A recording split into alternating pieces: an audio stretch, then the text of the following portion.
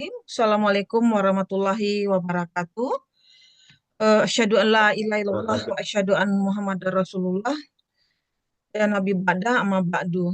Selamat pagi, siang, petang, dan malam. Bapak dan ibu-ibu mande-mande kasadonyo, terutama juga mande Minang mancanegara yang disingkat dengan 3M. Selamat malam juga waktu di Indonesia hari ini. Spesial kepada narasumber yang kami hadirkan pada pemirsa juga pada hari ini melalui radio. Yaitu pada hari ini ada dua narasumber kita hadirkan. Yang pertama adalah Bapak Wali Kota Padang Panjang, Bapak Henry Harnis. Yang kedua Bapak Hadriman dari Nagari Ampang Para, salah satu tokoh dalam pengembangan wisata di Kabupaten Pesisir Selatan. Baik, Bapak-Bapak, sebelum kita memulai kegiatan ini, terlebih dahulu kami beri kesempatan dengan terutama kepada Ketua Mande Minang Mancanegara, yaitu Mande. Kami memakai istilah Mande. Jadi Mande Nurwaini Wekkoski atau dipanggil dengan Mande Ben untuk menyampaikan kata sambutan sebagai Ketua Minang Mancanegara. Selanjutnya nanti akan kita beri kesempatan dan sekaligus Mande Minang Mancanegara, Mande Ben untuk membuka acara ini serta doa. Dan selanjutnya nanti baru kita memberi kesempatan untuk presentasi dengan Bapak Hendri Arnis, Wali Kota Padang Panjang, serta dengan Bapak Hadriman sebagai Podarwis dari Desa Wisata Ampiang Para. Baik, kesempatan ini kami persilahkan terlebih dahulu kepada Mande Ben untuk memberikan kata sambutan dalam acara webinar dengan topik pengembangan potensi wisata di Sumatera Barat yang diselenggarakan oleh Mande Minang Mancanegara bekerja sama dengan Radio Rumah Gadang RGM ada di Jakarta, kemudian juga supporting dari beberapa lembaga Yayasan Tarata Nantuo, kemudian juga ada lembaga yang Universitas Andalas dan SAFE juga dan sinyalnews.com dalam hal ini. Baik, Bapak-bapak, Mande-mande kasadonyo, silahkan kepada Mande Ben, kami kasih kesempatan kepada Mande Ben untuk membuka acara webinar ini. Bismillahirrahmanirrahim. Bismillahirrahmanirrahim. Asmihi syai'un fil ardi wa la fis sama'i was-sami'ul alim. Assalamualaikum warahmatullahi wabarakatuh. Waalaikumsalam warahmatullahi wabarakatuh. Syukur alhamdulillah atas segala karunia Allah yang tak ternilai yang juga meliputi kebersamaan kita ini. Karena kebersamaan kita ini adalah juga karena ridhanya. Salawat dan salam kita panjatkan kepada Rasulullah SAW, keluarga dan sahabat-sahabat beliau.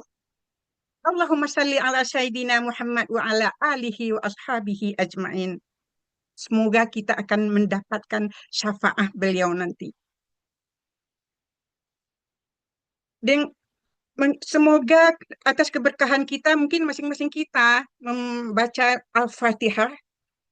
Semoga semua yang kita lakukan lancar demi reda Allah. Bismillahirrahmanirrahim. Alhamdulillahirrahmanirrahim. Ar-Rahmanirrahim. Iyyaka na'budu wa iyyaka nasta'in. Siratal ladzina an'amta 'alaihim ghairil maghdubi 'alaihim. Amin ya rabbal alamin. Pertama-tama, marilah kita meluruskan niat kita bahwa segala yang kita lakukan ini adalah lillahi ta'ala. Ya, semoga bermanfaat, penuh berkah, dan reda Allah. Dengan demikian kita juga adalah ini sebagai amal ibadah bagi kita. Yang terhormat Bapak Wali Kota Padang Panjang, Bapak Haji Henry Arnis DSBA, yang telah bermurah hati sebagai narasumber pada program Mande Minang Mancanegara ini, yang disingkat dengan 3M. Program Manjapui Balia Kunjungan 3M Pulang Basamu Marake Raso Karanah Minang Kecinto dulu, khususnya pada Padang Panjang dan Ampiang Para dalam hal ini. Untuk itu, Tigo M mengucapkan terima kasih banyak serta apresiasi yang sangat tinggi. Pada kesempatan ini, Tigo M juga mengucapkan selamat kepada Pak Henry Arnis, yang telah dipercaya memikul beban berat di pundak beliau sebagai wali kota Padang Panjang yang kedua kalinya. Congratulations, Pak Henry Arnis. You belongs to Padang Panjang, Bapak. Semoga kota Padang Panjang tambah jaya. Amin. Seiring ini juga kami mengucapkan terima kasih dan apresiasi yang sama nilainya buat Bapak Martoni beserta staf dimanapun berada saat ini, atas penerimaan dan servis beliau pada kunjungan kami Tigo M di seputar Padang Panjang. Kunjungan yang sangat berkesan dan kami mendapat pelajaran banyak dari sana. Kemudian yang terhormat Bapak Haritman, narasumber kita juga, beliau Ketua Pok Darwis LPPL Ampiang Parak, Kecamatan Sutra, Pesisir Selatan. Terima kasih banyak Pak Haritman yang telah bersedia sebagai narasumber saat ini. Pada kesempatan ini juga, Mandi-Mandeh Minang Mancanegara mengucapkan terima kasih banyak pada Pak Haritman dan Pak Wali Nagari dengan masyarakat Ampiang Parak serta Pak Camat Sutranya, Pak Dailipau, atas kunjungan kami di sana yang disambut dengan makan bajamba. Itu adalah sangat spesial bagi kami, especially yang kami orang rantau jauh. Berikutnya, terima kasih banyak pada mandeh moderator kita, Dr. Sri Setiawati MA yang tak asing lagi. Mandeh Sri ada juga koordinator adat dan budaya Tigo M. Kan beliau adalah sebagai ketua panitia Tigo M Pulang Bersama Perdana dengan program yang penuh inspirasi dan kreasi beliau. We are proud of you, Mandestri. Thank you. Kemudian, terima kasih kepada sponsor-sponsor Tigo M yang telah disebutkan oleh Mandestri tadi, antara lain Radio RGM Rumah Gadang Minang di bawah asuhan Bung Asbi Saputra, yang selalu mereli program-program Tigo M di udara dengan ratusan pendengarnya di pelosok dunia.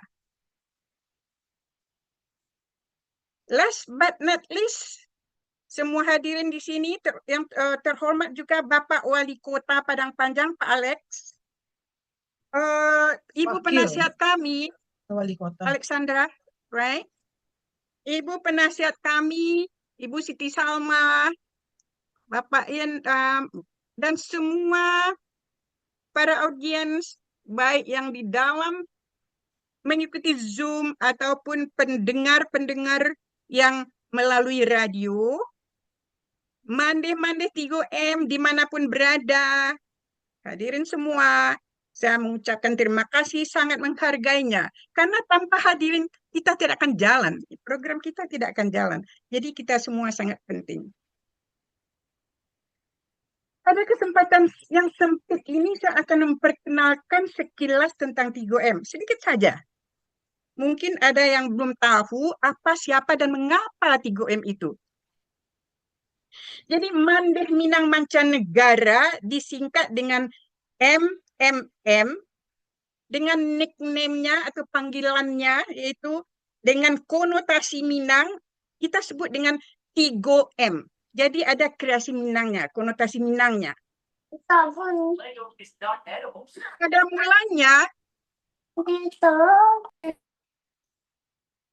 Pada mulanya Tigo M bernama BKM, Bundo Kanduang Mancanegara, yang kami dirikan di masa pandemik COVID-19. Jadi sebagai pelarian tak kurang dalam rumah, pelarian kami dengan mengadakan grup ini, Bencana Membawa Ceria. Lalu dengan berjalan masa, BKM memproklamirkan diri sebagai 3M Mandeh Minang Mancanegara pada 31 Januari 2023. 3M adalah sebuah organisasi sosial meliputi kesenian, adat, dan budaya Minangkabau. Anggota-anggota 3M adalah mandeh-mandeh Minangkabau yang berdomisili di mancanegara, juga yang di ranah Minangkabau, serta rantau dekat Indonesia. Visi 3M itu memelihara, melestarikan keminangan kita. Keminangan masyarakat Minang di mana mereka berdomisili serta berkolaborasi dengan instansi-instansi dan institusi-institusi di tanah air demi kontribusi dan bakti pada ranah Minang. Alhamdulillah dekat ini bermula dari BKM sampai ke 3M, organisasi 3M telah berbuat relatif berarti terhadap ranah Minang. 3M didaftarkan atau diformalisasikan di Knoxville, Tennessee, United States of America or USA sebagai organisasi sosial dengan sebutan non-profit organization Minangkabau Art and Culture Center. Tapi dengan teknologi canggih sekarang, alhamdulillah pertemuan-pertemuan virtual menghasilkan kolaborasi kami mandeh-mandeh yang jauh dan dekat sangat efektif. Mudah-mudahan kami bisa berbuat lebih banyak lagi, insya Allah. Amin. Barangkali sedikit saja begitu ya tentang 3M, Selayang Pandang. Kalau ada pertanyaan nanti boleh kita jawab. Mungkin tak sabar lagi kita menunggu ya jangan bapak-bapak narasumber kita tentang 2 kota wisata Padang Panjang dan Ampiang Para. Ini termasuk 2 kota yang terkecil di Sumatera Barat. Kalau di Indonesia ukuran sesuatu daerah itu berdasarkan areanya ya, daerahnya. Tapi kalau di Rantau Ambo berdasarkan populasinya. Jadi meskipun 2 kota termasuk yang kecil ini di Sumatera Barat, tetapi adalah berpotensi yang sangat besar. Yang satu di pergunungan, yang satu lagi di pantai. Kota Padang Panjang dengan environment-nya yang hijau segar di perbukitan, sedangkan Ampiang Para dengan hamparan lautnya yang membiru. Memang telah sejak zaman Belanda, Sumatera Barat justru telah merupakan destinasi objek wisata yang populer, yang diincar oleh Belanda juga. Sumatera Barat mereka sebut sebagai Egypte van Andalas. Jadi Mesirnya Pulau Sumatera, yang kita biasa menyebutnya dengan Serambi Mekah. Apalagi ini ya, Kota Padang Panjang dengan environment-nya, sekali kalau itu sebagai wisata religi. Padang Panjang dengan ikon perguruan Diniah Putrinya sangat cocok dengan environment begitu. Diniah Putri adalah pelopor pendidikan perempuan di Sumatera Barat, bukan di Indonesia. Lain lagi dengan environment-nya pantai Ampiang Para dengan ombaknya nan badabuah. Pasir putih pantainya yang dituduhi pepohonan pinus, hutan mangrove-nya yang menjaga melindungi erosi pantai itu. Jadi semua objek itu menghimbau orang rantau Jawa dan dekat pulang kampung. Mudah-mudahan dalam September 2026 nanti, 2026, Mandeh Minang Mancanegara akan pulang Basamo yang kedua, insya Allah. Mandeh Minang Mancanegara akan berusaha menjadikan Minangkabau sebagai ikon Sumatera, Indonesia. Kalau dunia mengenal Bali, tapi mereka tak tahu kalau Bali itu di Indonesia. 3M akan memperkenalkan ke dunia luar bahwa Minangkabau itu adalah landmark Indonesia. Insya Allah. Potensi wisata kita tidak kalah dengan potensi wisata di luar negeri seperti Eropa ataupun Amerika. Tergantung kitanya lagi yang membenahi dan mempopulerkannya. Ini adalah salah satu dari goalnya 3M, insya Allah. 3M siap bekerja sama dengan bapak-bapak, menembus awan, menempuh badai, melawan topan, mencapai tujuan, insya Allah. Semoga diridai Allah. Anyway, untuk tidak memperpanjang waktu, mari kita simak wejangan-wejangan dari bapak-bapak narasumber kita. Untuk itu, waktu saya kembalikan kepada Ibu Moderator, Mandeh Sri Setiawati, yang tak asing lagi. Terima kasih banyak. Wabillahi taufiq wa hidayah. Assalamualaikum warahmatullahi wabarakatuh. Waalaikumsalam warahmatullahi wabarakatuh. Alhamdulillah, terima kasih Mande Ben. Pancari timbo si anak daro, di bawah sarang burung tampuo. Salam sambah pembuka acara, selamat datang untuk sadonyo. Baik, Bapak-Bapak, para pemirsa, mande-mande sadonyo, dimanapun berado, kita mulai pada hari iko. Ambo sebagai moderator diberi amanah oleh mande-mande yang ada di 3M untuk memandu kegiatan acara kita webinar hari iko yang sudah menghadirkan dua narasumber kita, Bapak Hendrianis sebagai Wali Kota Padang Panjang, serta Bapak Hadriman dari Ampang Para. Baik, sebelum kita memberi kesempatan kepada dua pembicara kita, ambo sampaikan, ambo share biodata singkat dari dua narasumber itu.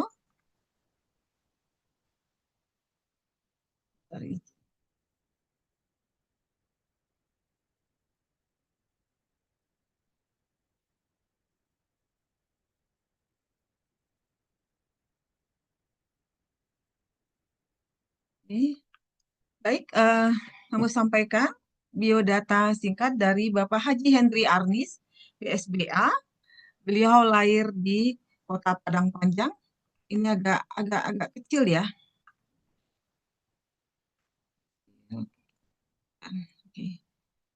Beliau lahir di Kota Padang Panjang tanggal 17 April 1977. Hari ini beliau umur 47 tahun. Istri beliau Hajah Maria Veronica, beliau memiliki 3 orang anak. Secara riwayat pendidikan, beliau SD, SMP, SMA berada di Jakarta. Jadi besar masa SD beliau kayaknya lebih banyak di rantau ya, Pak Hendrianis ya.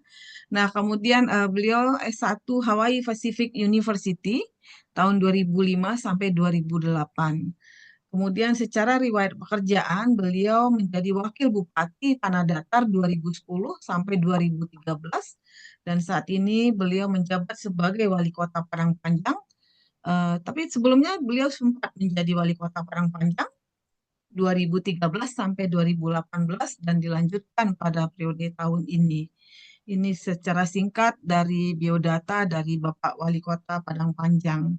Kemudian saya sampaikan juga biodata dari Pak Hadriman. Nanti kita paralel saja ya Pak. Jadi setelah Pak Endrianis, kemudian nanti akan dilanjutkan oleh Pak Hadriman. Sebentar, saya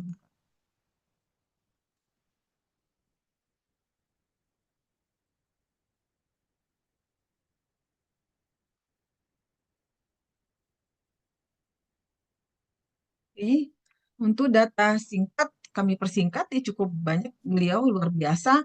Pak Haritman, SPT, lahir di Tebing Tinggi 2 Agustus 1977, beralamat di Pasar Ampiang Para, Nagari Ampiang Para, Kecamatan Sutra, Kabupaten Pesisir Selatan, Sumatera Barat. Beliau ini secara riwayat organisasi sebagai Ketua Kelompok Sadar Wisata Desa Wisata Ampiang Para, Ketua Kelompok Konservasi Penyu Ampiang Para, Ketua Forum Pengurangan Risiko Bencana Ampiang Para, kemudian Ketua matiin ininya. Itu udah mati. Jadi enggak? Maswas Ampiang Para. Kemudian beliau secara riwayat pekerjaan sebagai fasilitator PNPM MP 2007 sampai 2011, kemudian juga Pamsimas 2012 sampai 18, dan sekarang beliau adalah pengelola ekowisata Penyu Ampang Parak 2013.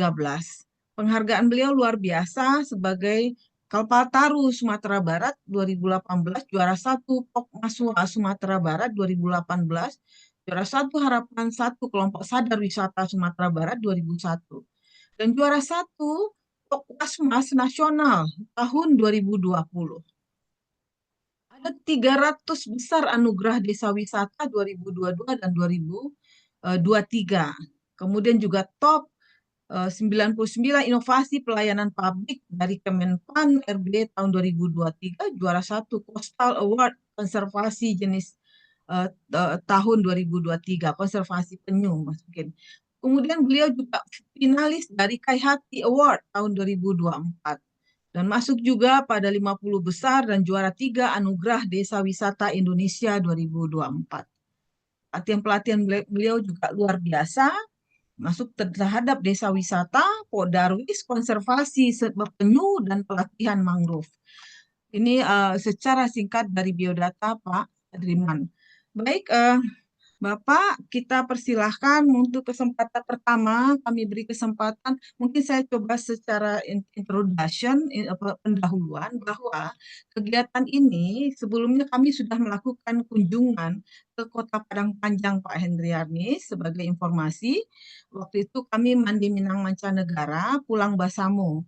Jadi ada beberapa wilayah yang kami kunjungi, yaitu termasuk Kota Padang Panjang, yang kota yang cukup unik bagi kami amati. Kemudian salah satu lagi yaitu Nagari Ampiang Parak, karena secara nasional dia dianggap sebagai dari prestasi yang luar biasa secara nasional, bisa menjadi percontohan. Kita mengangkat tema ini menjadi potensi luar biasa yang kita tahu bagaimana Sumatera Barat itu punya potensi dalam wisata, tapi banyak persoalan-persoalan. Di satu sisi sumber daya alamnya yang luar biasa, tapi di sisi lain dalam pengelolaan sebagainya kita lihat masih dalam kondisi yang kalah bersaing dengan beberapa daerah lainnya.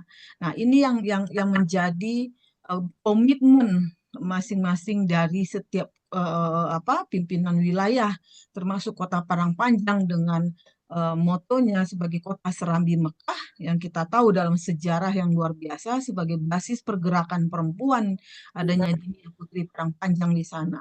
Nah, potensi-potensi wisata inilah yang menjadi trigger bagi kami mengusung tema ini. Mudah-mudahan harapan kami, insya Allah ya, tadi disampaikan oleh Mandeben, Mande Minang Mancanegara akan melakukan Pulang Basamo tahun 2026, yang akan dilaksanakan perkiraan bulan September.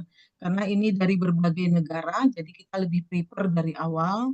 Dan Mande-Mande ini berada dari berbagai wilayah, termasuk dari Belanda. Ini ada Mande Tati West Coast di sini, dan Mande Band berada di Amerika.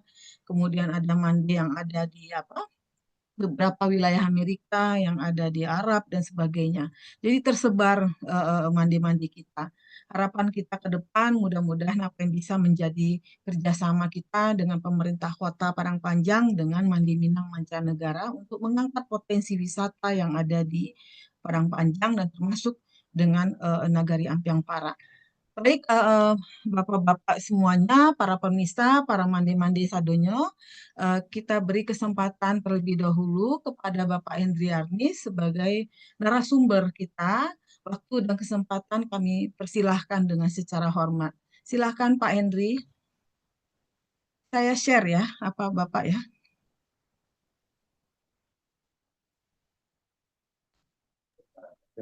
Assalamualaikum warahmatullahi wabarakatuh. Waalaikumsalam warahmatullahi wabarakatuh. Alhamdulillahirabbil alamin. Rabbi sholli sadri wa yassir amri wa hlul 'uqdatam min lisani yafqahu qawli. Bismillahirrahmanirrahim. Yang saya hormati Dr.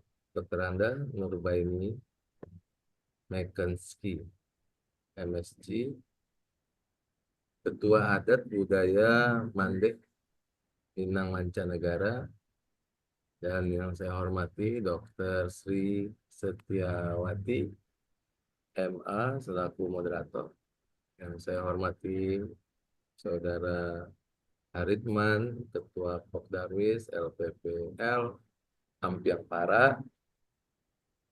Yang saya hormati para akademisi, pelaku wisata komunitas Diaspora Minang, mitra sponsor, serta hadirin yang tidak bisa saya sebutkan satu persatu yang hadir pada Zoom meeting malam hari ini. Alhamdulillah malam hari ini Pak Wakil Wali Kota juga bergabung. Tadi seyogianya diamanatkan ke beliau karena ada suatu hal, ada tamu mendadak. Jadi saya kembali karena sangat ingin bertemu dengan mandeh-mandeh kami yang berada di mancanegara ini. Pertama-tama kita tentu selalu bersyukur pada Allah Subhanahu wa Ta'ala pada hari ini kita masih diberikan kesempatan kesehatan dan dapat bersilaturahim di Zoom malam hari ini. Dan mudah-mudahan kita semuanya diberikan kekuatan untuk melaksanakan aktivitas kita dan dicatat sebagai amal ibadah soleh di sisi Allah Subhanahu wa Ta'ala. Salawat dan salam kita sampaikan untuk junjungan kita Nabi besar Muhammad Sallallahu Alaihi Wasallam. Allahumma sholli ala Muhammad wa ala ali Muhammad.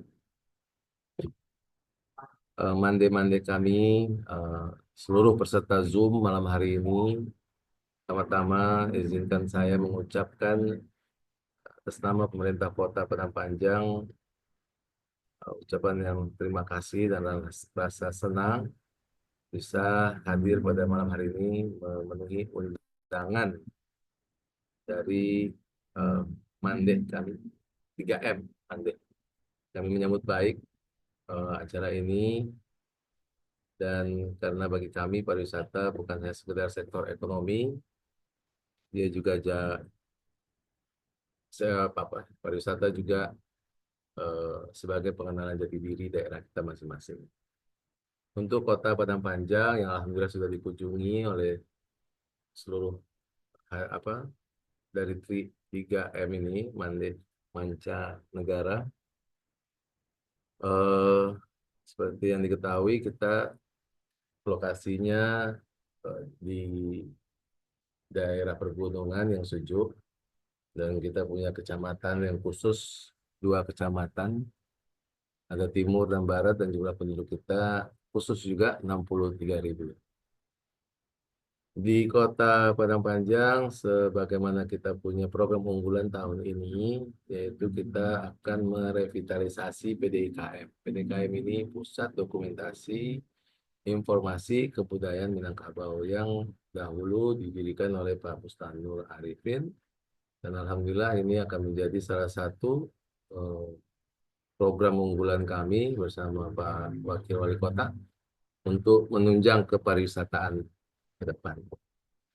Dan beberapa daerah lain lokasi lain yang mungkin akan kita tawarkan kepada peminat atau yang berniat untuk berinvestasi seperti kereta gantung, hotel, dan daerah-daerah yang sedang kita susun untuk peruntukannya. Jadi ke depan Kota Padang Panjang kita secepatnya sedang menyusun RT RW untuk bisa teman-teman daerah lain atau yang di luar Indonesia sekalipun bisa berinvestasi di kampung halaman kami. Dan cukup banyak program yang dapat kami sampaikan, insya Allah Pak Wakil Wali Kota. Kepala Dinas, Pak. Oh, Kepala Dinas. Kepala Dinas akan menyampaikan program-program kita ke depan yang mudah-mudahan ini bisa menjadi kalender tahunan para wisatawan lokal maupun internasional untuk bisa datang ke Kota Padang Panjang. Kita tunggu kehadirannya dan kabari kami apabila ada pertanyaan bisa langsung melalui dinas kami ataupun mengunjungi website kami. Mungkin itu Mande kami Saya tahu ini semuanya ada yang berada di Indonesia ataupun berada di luar Indonesia. Saya sekali lagi mengucapkan apresiasi yang setinggi-tingginya. Semoga apa yang kita harapkan untuk memajukan Sumatera Barat bersama-sama, mudah-mudahan bisa kita upayakan bersama. Saya akhiri dengan mengucapkan terima kasih sekali lagi, dan insya Allah paparan ini akan disampaikan oleh Kepala Dinas Pariwisata, dan beliau akan menjelaskan lebih rinci tentang potensi investasi serta program yang sedang kami bangun bersama masyarakat. Mari kita jadikan forum ini sebagai batu loncatan untuk membangun Sumatera Barat yang bukan hanya indah untuk dikunjungi, tapi bermakna dan dijaga untuk selama-lamanya. Terima kasih banyak Ibu Mande kami, Ibu Dokter, Ibu seluruh yang hadir. Mohon maaf tidak bisa mengikuti webinar ini. Mudah-mudahan apa yang bisa kita simpulkan, bisa kita jadikan sebagai catatan khusus untuk kemajuan Kota Padang dan Sumatera Barat pada umumnya. Terima kasih, saya akhiri. Wassalamualaikum warahmatullahi wabarakatuh. Waalaikumsalam warahmatullahi wabarakatuh.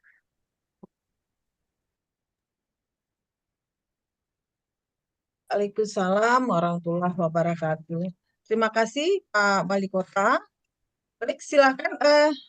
Makasih banyak. Jadi kita bisa paham hari ini Pak Wali menyampaikan ada beberapa program unggulan beliau dalam masa pemerintahan beliau hari ini, termasuk revitalisasi PDKM ya Pak Endrianis.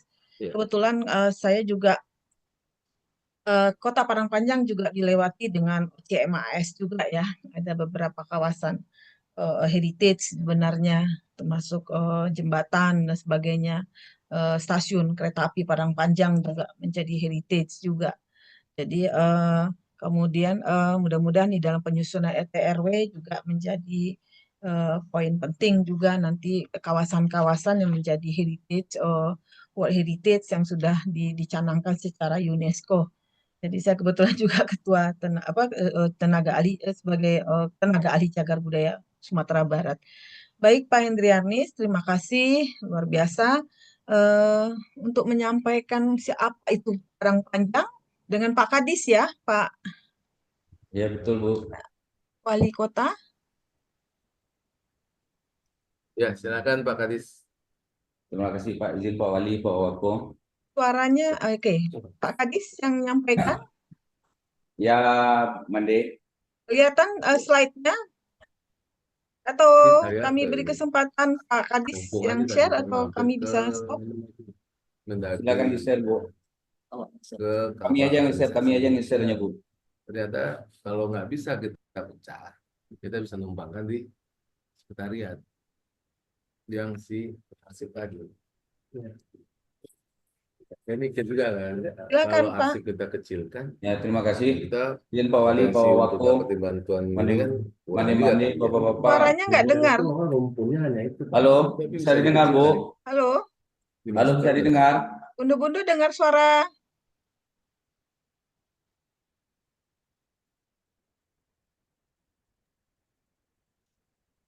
Halo, Assalamualaikum. Bisa didengar Bundo? Kita nggak dengar suaranya atau Bisa dengar. Bisa dengar. Jelas. Jelas Bu ya? Alhamdulillah. Assalamualaikum warahmatullahi wabarakatuh. Pada kesempatan ini izinkan kami untuk melakukan pemaparan sekaitan dengan pengembangan wisata budaya dan religi di Kota Padangpanjang. Berikutnya sekilas kami sampaikan profil tentang Kota Padangpanjang. Kota Padangpanjang kami sebut sebagai kota kecil dengan warisan besar. Kenapa kami menyampaikannya seperti itu? Karena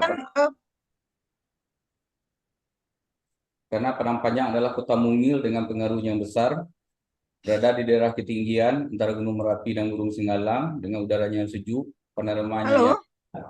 Halo? Mandeben dengar Mandeben? Kedengaran kok. Suaranya bagus, jelas. Ini Tati, Made Tati. Dengan Dari luas Belanda. I'm mute. Oke, suaranya bagus. Mohon slide-nya kalau diganti, silakan ganti sendiri Pak ya. Oke. Oke, kami ulangi lagi. Parangpanjang merupakan kota kecil dengan warisan besar. Karena kenapa kami menyampaikannya seperti itu? Karena Parangpanjang adalah sebuah kota yang mungil dengan pengaruhnya yang besar. Berada di daerah ketinggian antara Gunung Merapi dan Gunung Singgalang, kota ini menawarkan udaranya yang sejuk dengan panoramanya yang indah, yang syarat dengan nilai sejarah. Dengan luas kita hanya lebih kurang 23 km persegi dan jumlah penduduk lebih kurang 63.000 jiwa, Parangpanjang menyimpan tradisi yang luar biasa sebagai pusat pendidikan Islam dan budaya di Minangkabau. Banyak julukan yang melekat pada kota Parangpanjang yang sudah sama-sama kita kenal sebelumnya. Pertama, kota Parangpanjang disebut sebagai kota Serambi Mekah, itu karena perannya sebagai pusat penyebaran agama Islam dan banyaknya pesantren di kota Parangpanjang ini. Parangpanjang juga disebut sebagai Mesir Panandalas karena perannya sebagai pusat pendidikan Islam di Sumatera. Parangpanjang juga sering disebut sebagai kota hujan karena udaranya sejuk dan dikelilingi oleh pergunungan. Selanjutnya, Parangpanjang juga sering disebut sebagai kota yang berbahagia.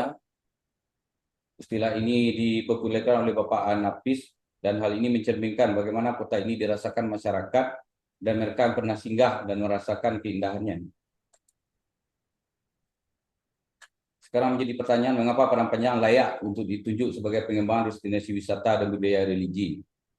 Jawaban daripada pertanyaan ini ada beberapa hal yang bisa kami sampaikan pada kesempatan ini, yaitu yang pertama yaitu karena Parangpanjang merupakan pusat sejarah pendidikan Islam modern di Indonesia. Di Parangpanjang berdiri beberapa sekolah Islam modern, yaitu pertama Sumatera Tawalib. Ini merupakan sekolah Islam modern pertama di Minangkabau yang didirikan pada tahun 1918. Sekolah ini merupakan pelopor daripada modernisasi pendidikan Islam di Indonesia. Di sini telah lahir sistem pendidikan terstruktur, terorganisasi, dan berpandangan maju. Sumatera Tawalib itu didirikan oleh Haji Abdul Karim Amrullah, Haji Rasul, seorang ulama besar yang merupakan ayah daripada Buya Hamka. Kemudian di Parangpanjang juga berdiri Kauman Muhammadiyah Parangpanjang, merupakan sebuah kompleks pemukiman, masjid, dan lembaga pendidikan, dan menjadi pusat aktivitas Muhammadiyah di kota Parangpanjang. Muhammadiyah Parangpanjang memiliki peran penting dalam pengembangan pendidikan Islam modern, gerakan pembaruan, dan dakwah Muhammadiyah di Sumatera Barat. Berada di pusat kota dan sangat mudah untuk diakses untuk berbagai kunjungan wisatawan. Kemudian di Parangpanjang juga berdiri Dinia Putri Parangpanjang, di mana merupakan sekolah Islam modern pertama untuk perempuan di Indonesia. Didirikan oleh seorang tokoh perempuan yang luar biasa, Rama Indonesia. Sekolah ini merupakan jadi pelopor pendidikan bagi perempuan dalam konteks Islam yang progresif. Kemudian alasan lain kenapa Parangpanjang layak untuk dikembangkan sebagai wisata budaya dan pendidikan, karena di Parangpanjang melahirkan banyak tokoh penting dalam dunia pendidikan dan kebudayaan di kota Parangpanjang ini. Di antaranya kita mengenal ada tokoh-tokoh Parangpanjang, pertama itu Buya Hamka, lahir di Maninjau, namun rekam jejak pendidikan dan peran-perannya dalam berkiprah itu sangat banyak di Parangpanjang sebagai seorang ulama besar, sastrawan, pemikir Islam, dan juga penulis novel. Mungkin yang biasa kita kenal itu dua novelnya itu Di Bawah Lindungan Ka'bah dan Tenggelamnya Kapal Panderwi. Tokoh lain yang berkiprah Parangpanjang juga ada Haji Abdul Karim Amrullah, Haji Rasul, merupakan ayah daripada Buya Hamka yang membawa ide modernisasi dan nikah ke Minangkabau. Kemudian tokoh lain itu Zainuddin Labaik Al-Yunusi, yang merupakan pendiri daripada sekolah Dinia School dan sekaligus pengajar di Sumatera Tawalib yang sangat berpengaruh.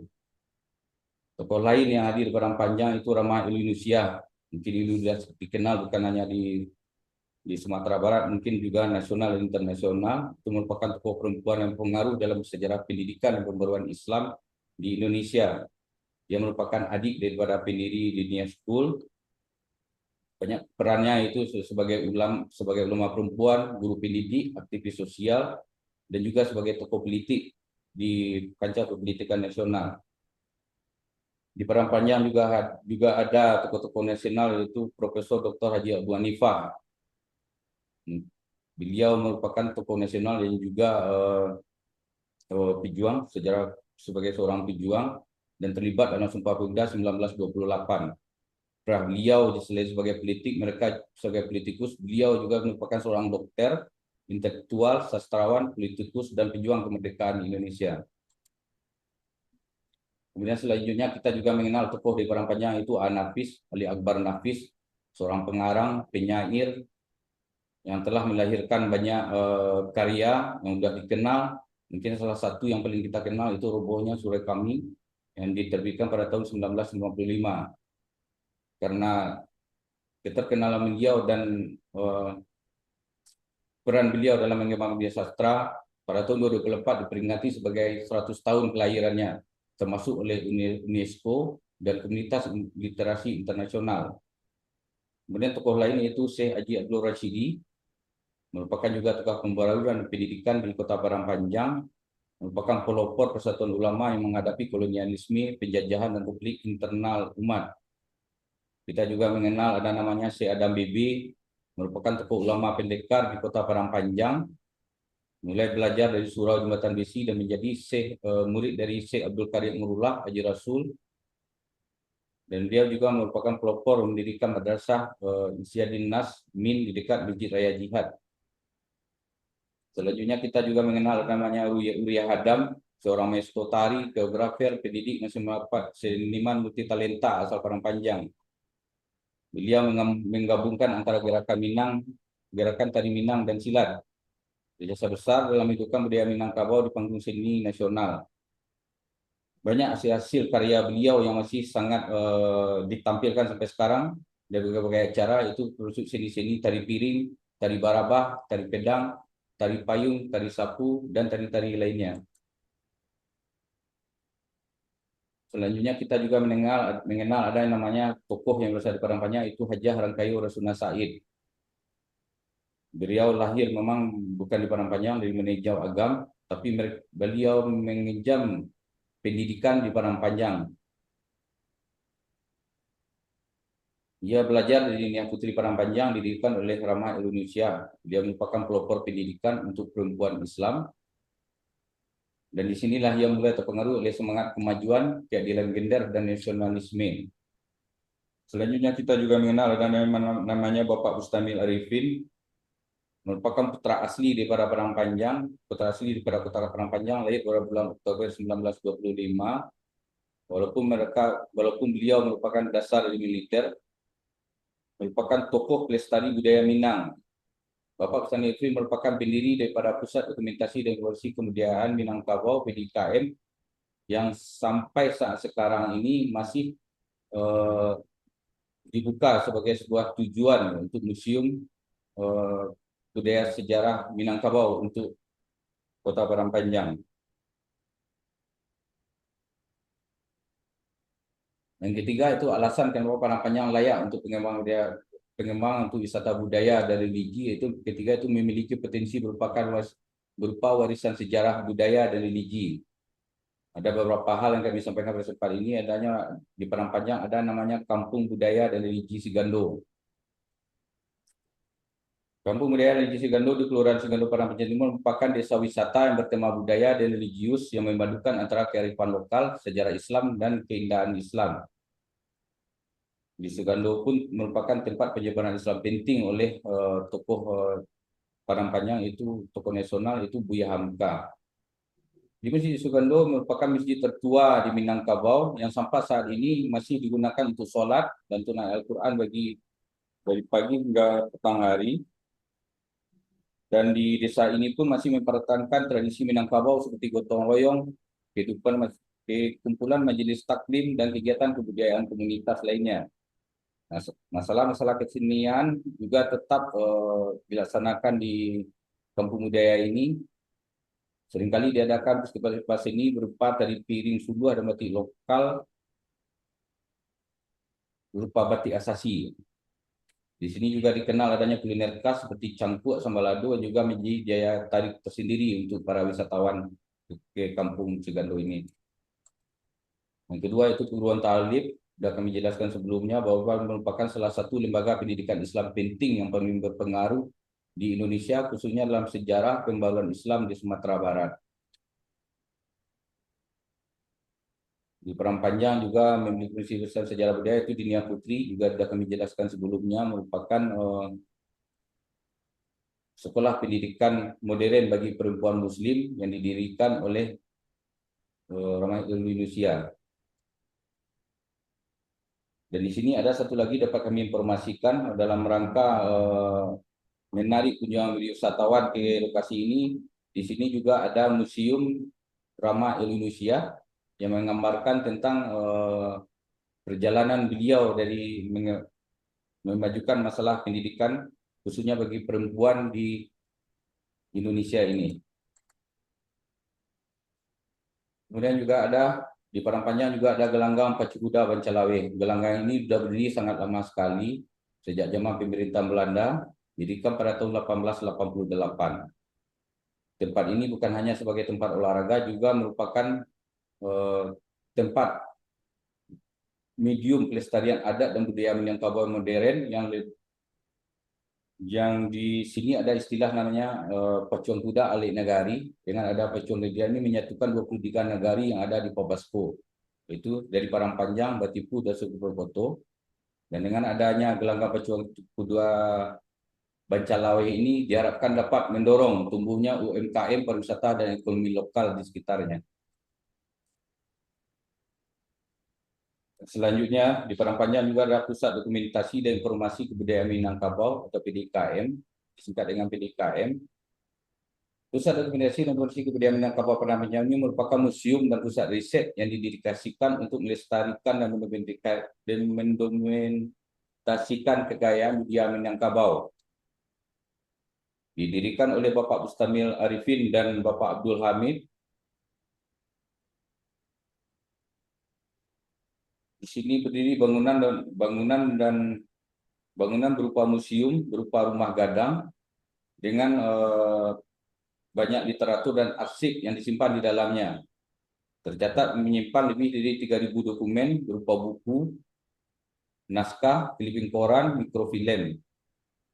Koleksi ini mencakup salinan buku berbahasa Arab, Belanda, dan termasuk salinan History of Sumatra terbitan tahun 1811. PDKM juga menyajikan duplikat alat musik tradisional yang ada di Minangkabau. Di PDKM kita juga bisa menjumpai masalah berupa foto dan artefak, berupa koleksi meliputi foto adat, rumah tradisional, pemimpin lokal, serta replika peralatan budaya. PDKM juga menjadi pusat edukasi dan riset, sehingga menjadi pusat penelitian budaya, perpustakaan, ruang baca, dan auditorium untuk akademisi dan pelajar. Selanjutnya kami juga akan menjelaskan bahwa di Parangpanjang juga ada stasiun kereta api Kota Parangpanjang. Dibangun pada masa pemerintahan kolonial Belanda pada tahun 1889, merupakan bagian daripada jalur kereta api untuk mengangkut batu bara dari Sawalunto ke pelabuhan Teluk Bayur Padang. Termasuk merupakan jaringan dari warisan tambang batu bara Ombilin Sawalunto WT Pos 1 yang telah ditetapkan sebagai warisan budaya dunia oleh UNESCO pada tahun 2019.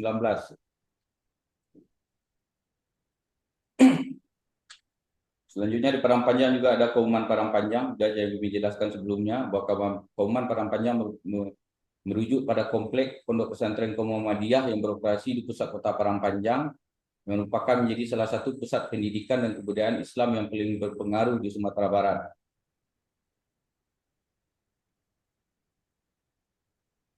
Di Parangpanjang kita juga memiliki Islamic Center Parangpanjang, di mana Islamic Center Parangpanjang dikenal juga sebagai Masjid Agung, sekarang dikenal sebagai Masjid Agung Manurul Ilmi, merupakan ikon religi sekaligus destinasi wisata budaya di Kota Parangpanjang.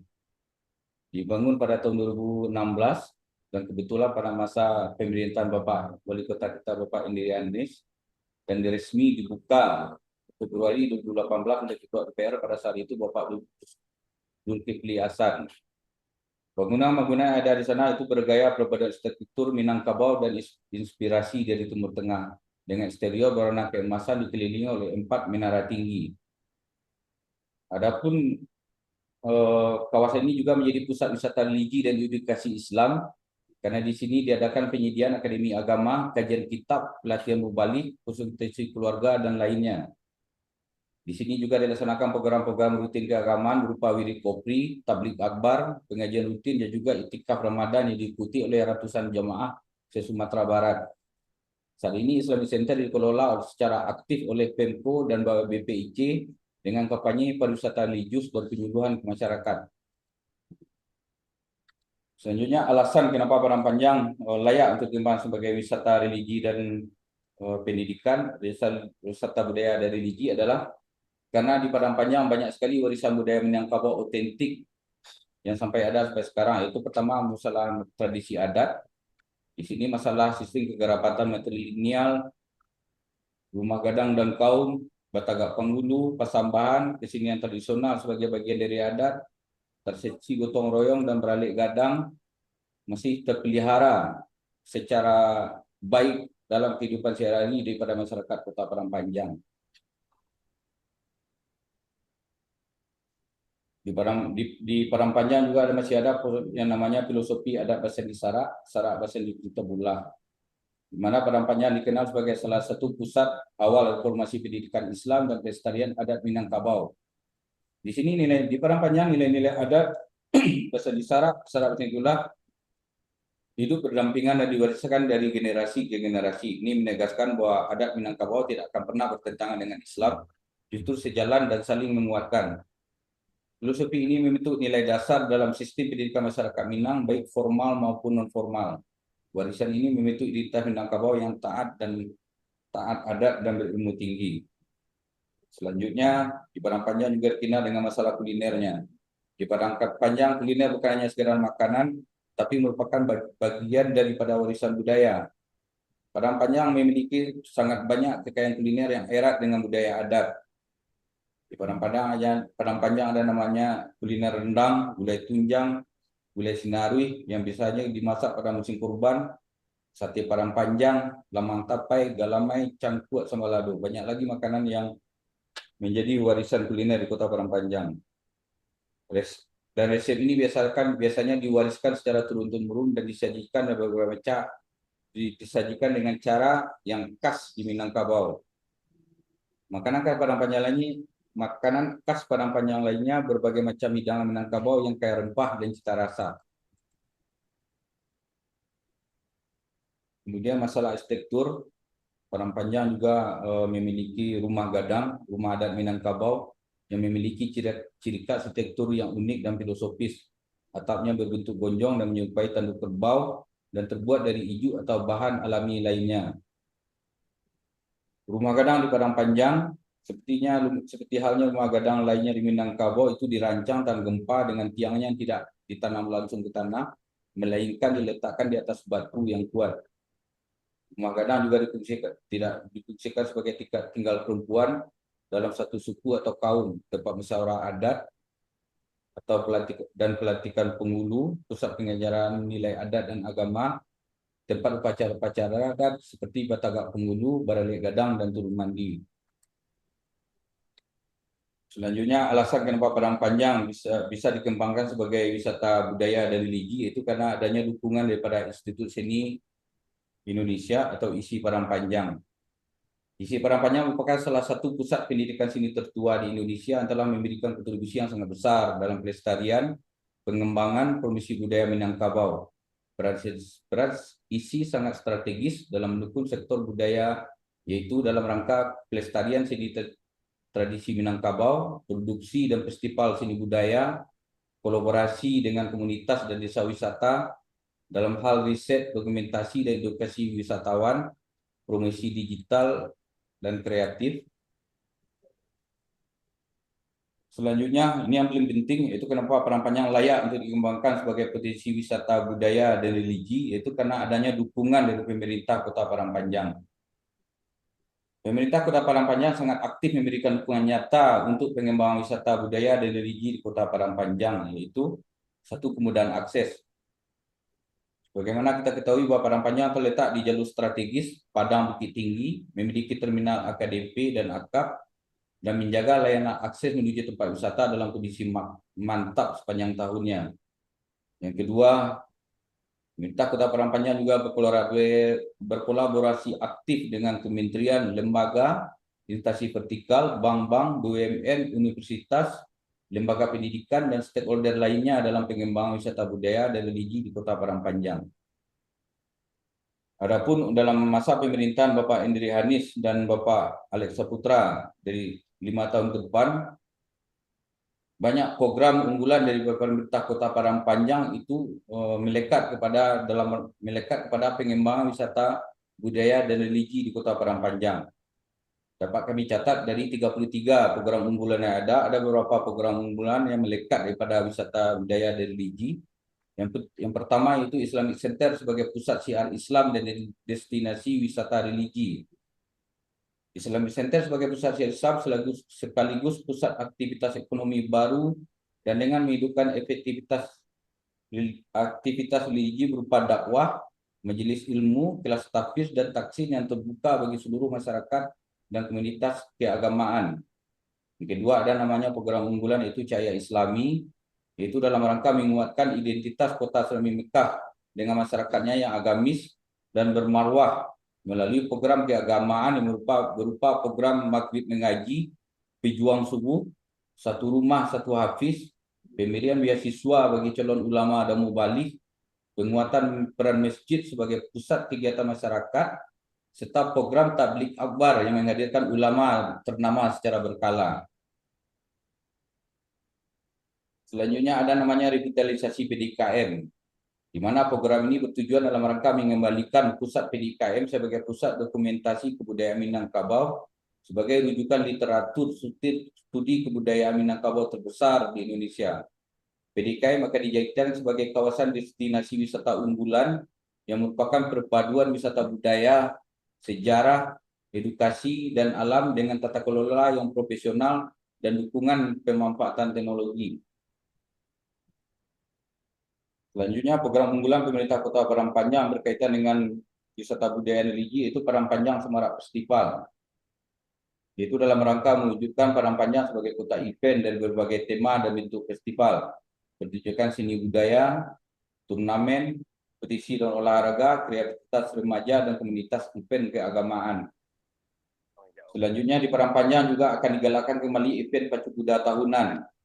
Hal ini itu dalam rangka mengembalikan pelaksanakan event Pacu Kuda sebagai kegiatan Alik Nagari Padang Panjang bertipu 10 foto yang akan terjadwal setiap tahunnya selama 5 tahun ke depan.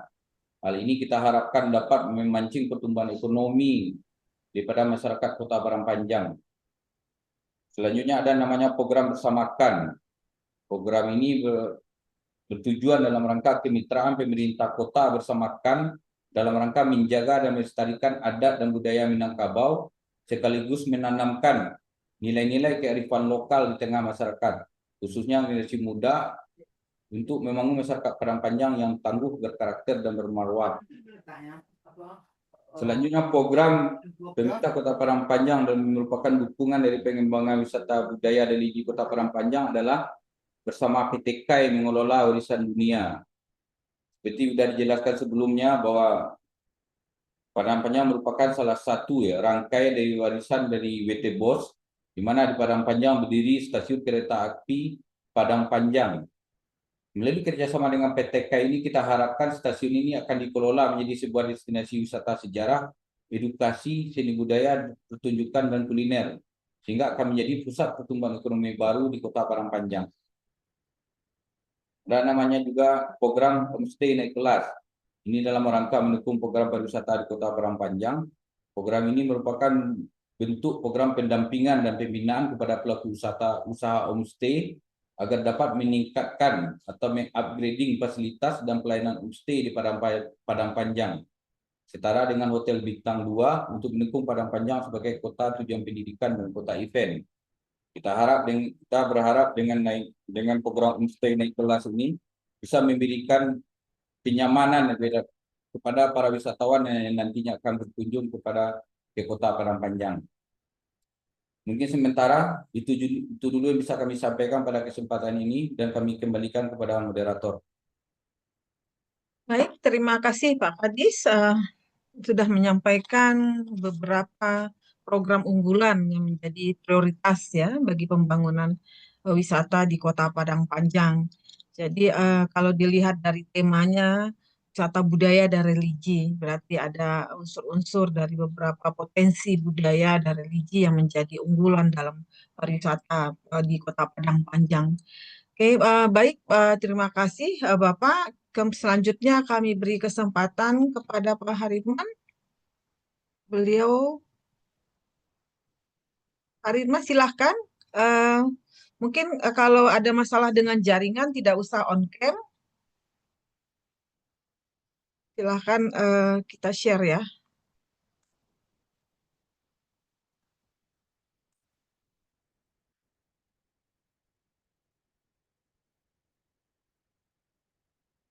Halo, Pak Haritman.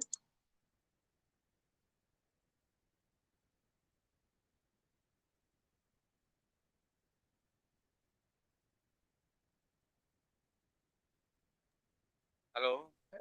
Ya, Pak Haritman dengar? Udah Oke, bisa? baik, Bu. Oke, baik. Oke. Kita sudah share PPT-nya. Silahkan, Pak Haritman. Oke, baik. Assalamualaikum warahmatullahi wabarakatuh. Waalaikumsalam warahmatullahi wabarakatuh. Warahmatullahi wabarakatuh. Terima kasih Ibu, Bapak yang hadir pada malam hari ini di kegiatan kita yang sangat luar biasa ini.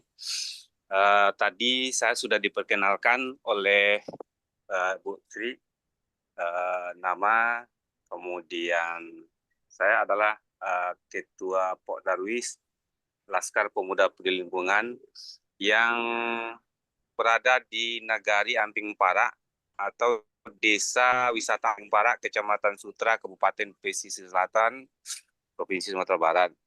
Pertama, saya ingin sampaikan dalam waktu yang sangat terbatas, kondisi yang sangat terbatas ini. Tadi saya dan kawan-kawan sudah persiapkan tempat untuk Zoom meeting, rupanya di sana bermasalah. Akhirnya saya coba pindah ke nagari tetangga, kecamatan tetangga ini. Sehingga dapat sinyal yang bagus, cuma kondisi baterai mungkin tinggal sedikit. Walaupun demikian, dalam waktu singkat ini saya coba sampaikan beberapa hal. Pertama, kami Desa Wisata Amping Parak tahun kemarin masuk ke 50 besar Anugerah Desa Wisata Indonesia. Dan di acara puncak ADWI itu kita juara 3 di kategori resiliensi. Nah, saya mau bicara sedikit asal mula kegiatan Desa Wisata Amping Parak ini. Kenapa kita fokusnya ke PRB misalnya? Karena di rencana induk pengembangan pariwisata nagari kita, wisata kita itu penekanannya ke ekowisata berbasis pengurangan risiko bencana. Sebetulnya di awal saya dan kawan-kawan dan pegiat lingkungan belum kepikiran sebetulnya soal pariwisata ini. Jadi kami berangkat dari nol. Di tahun 2015 itu saya sedikit ceritakan kondisi Amping Parak, pantai, kemudian lahan pasang surut ketika itu hanyalah merupakan lahan tandus. Sebetulnya tidak ada vegetasi, tidak ada mangrove, tidak ada cemara laut, kemudian danau genangan air yang begitu luas tidak termanfaatkan untuk kegiatan ekonomi dan lain sebagainya. Nah, di 2015, kemudian sebelumnya 2014, itu para ahli sering saya coba baca di media cetak ketika itu sedang booming isu Megatrust Mentawai ketika itu. Nah, Megatrust Mentawai ini Bapak Ibu, ini bukan lagi isu, tetapi yang mengeluarkan informasi itu justru lembaga-lembaga resmi pemerintah. Misalnya BNPB, kemudian para ahli, dan bahkan sejumlah universitas ternama di luar negeri, misalnya Nanyang University, bahwa di depan Amping Parak, di depan Kabupaten Pesisir Selatan itu ada ancaman megatrust yang disebut dengan Megatrust Mentawai. itu kalau terjadi dari pusat gempa itu diperkirakan mampu menghasilkan gempa 8,9 skala Richter, dan ini kemudian berpotensi tsunami. Kecepatan tsunami dari Mentawai itu, dari pusat gempa itu hanya butuh waktu sekitar 25 menit. Artinya itu adalah golden time. 25 menit dia sudah sampai di Pantai Amping Parak. Kira-kira seperti itu digambarkan oleh para ahli. Ketinggian gelombang tsunami bisa mencapai 15 sampai 20 meter. Landaannya ke darat, ke arah timur kalau di tempat kami, itu bisa mencapai 3 sampai 6 kilometer. Nah, ini yang membuat kami bersama kawan-kawan di Amping Parak tergerak untuk menanam vegetasi, di antaranya cemara, kemudian mangrove, karena tidak mungkin rentang pantai yang begitu panjang kemudian pemerintah membangun sistem pengamanan, membangun bangunan untuk menahan laju gelombang tsunami, tidak mungkin karena biaya besar. Nah, rupanya memang kondisi yang terbuka itu tidak ada pengaman, kondisi kita berada di zona merah, dan kita bersepakat untuk menanam mangrove dan cemara laut. Ditanam awalnya sekitar 35.000 batang pohon mangrove, kemudian cemara laut sekitar 3.700, dan itu tumbuh alhamdulillah dengan baik. Nah, seiring perkembangan waktu, tanaman kami besar. Di 2015 akhir itu kami sering melakukan patroli pengawasan tanaman, dan akhirnya kami menemukan penyu mendarat. Ada beberapa ekor penyu kami selamatkan, kami buat penangkarannya sampai dia menetas. Dan ini akhirnya menarik perhatian kawan-kawan yang bergerak di bidang lingkungan hidup. Termasuk ketika itu ada pegiat dari Jerman, Arbeitersammeliterbund, dan mereka akhirnya membantu kita selama 3 tahun. Nah, dalam proses-proses seperti itulah akhirnya kawasan itu berkembang. Orang melihat kondisi Amping Parak, kalau dibandingkan tahun-tahun awal kondisi kritis, sekarang sudah menjadi lahan terbuka hijau, kawasan terbuka hijau. Akhirnya kami di 2018-2019 membentuk sebuah lembaga yang disebut dengan kelompok sadar wisata.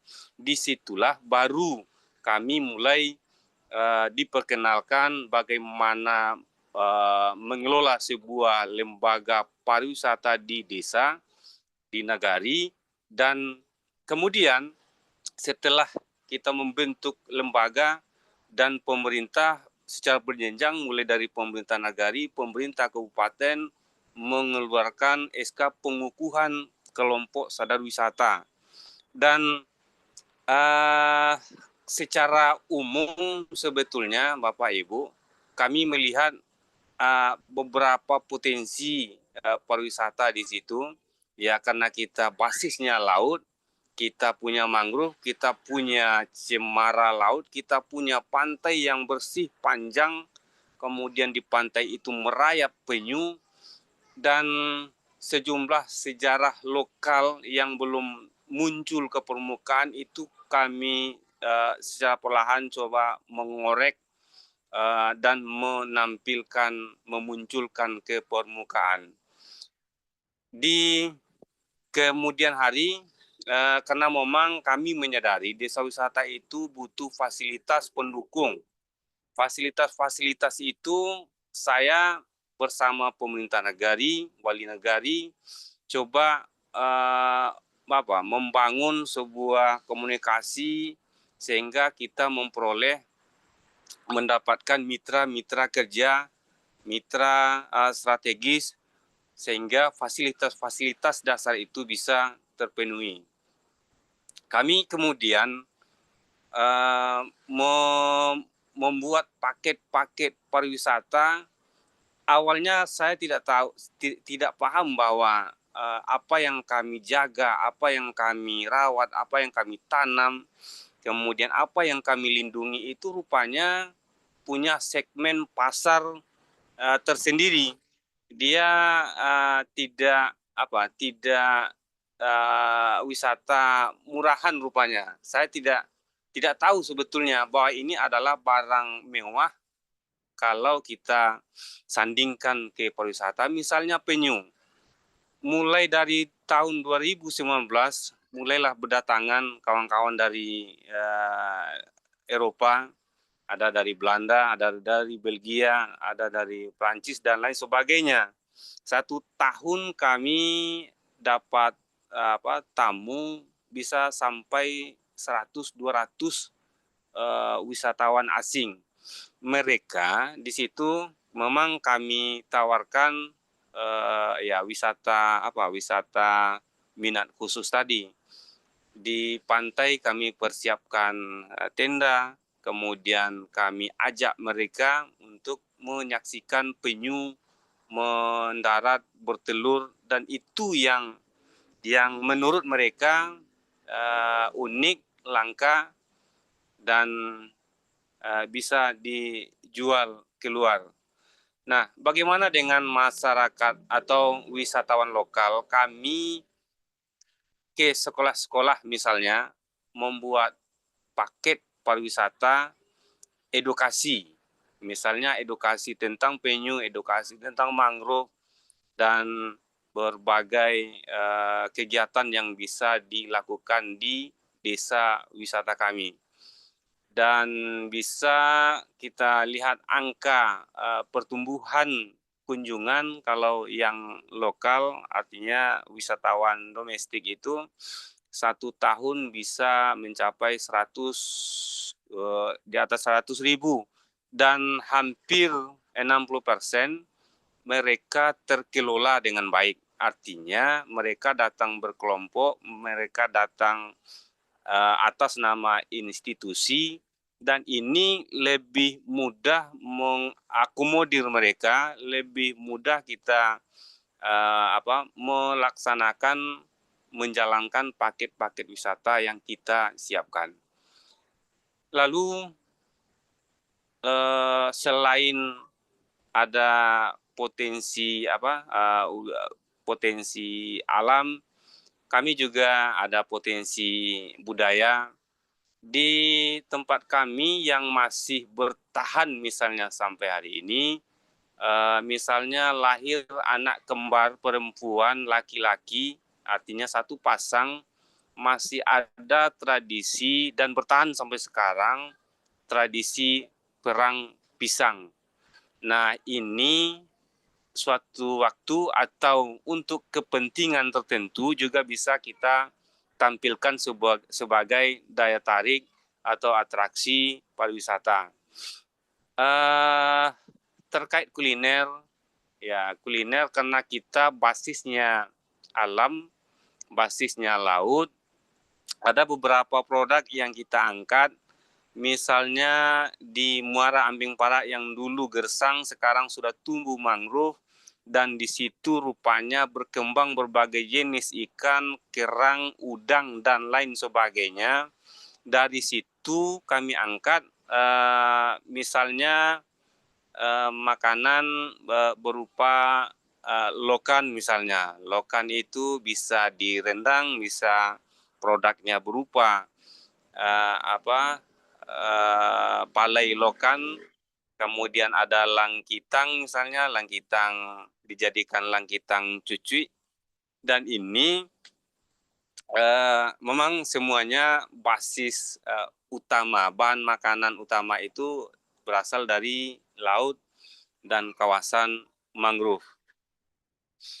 Terkait resiliensi ini penting.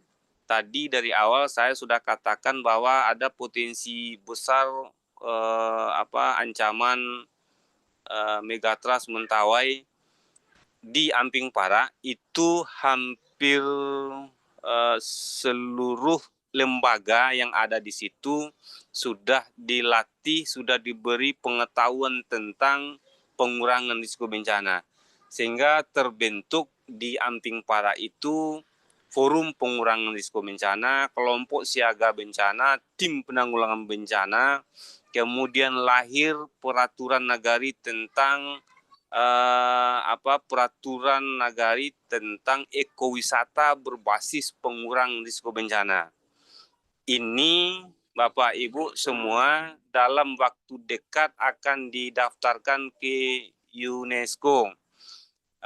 Artinya kita ingin sampaikan ke wisatawan kita datang ke Amping Para, insya Allah di situ sudah ada upaya pengurangan risiko bencana. Tentu tidak itu saja, terkait kegiatan-kegiatan pembersihan lingkungan di desa wisata kita sudah punya lembaga pengelola sampah, unit pengelola sampah yang sampah itu sudah terpilah, ada yang bisa dipergunakan ulang, kemudian ada sampah itu yang dijadikan kerajinan, misalnya berupa tas, berupa tikar, berupa produk-produk yang bisa dimanfaatkan dan itu menjadi cenderamata juga. Dan kawan-kawan yang beraktivitas misalnya membuat sulaman bayangan, sulaman benang, ada yang berbentuk gantungan kunci, itu selalu kita tampilkan bahkan kita siapkan space di kantor atau di sekretariat Pok Darwis di Amping Para. Nah, ini kemudian Bapak Ibu, salah satu yang juga kita pertahankan di Nagari Amping Para adalah tradisi makan bajamba. Saat ini perhatian banyak lembaga di Amping Para untuk studi banding, untuk melakukan penelitian, dan itu rata-rata memang kami sambut untuk makan siangnya misalnya dengan tradisi makan bajamba saat visitasi ADWI tahun 2024 kemarin, kita terjunkan ibu-ibu untuk makan bajamba ini lebih dari 1.000 jamba. Itu seluruhnya jamba berisi makanan, satu jamba bisa menampung bisa untuk 4-5 orang.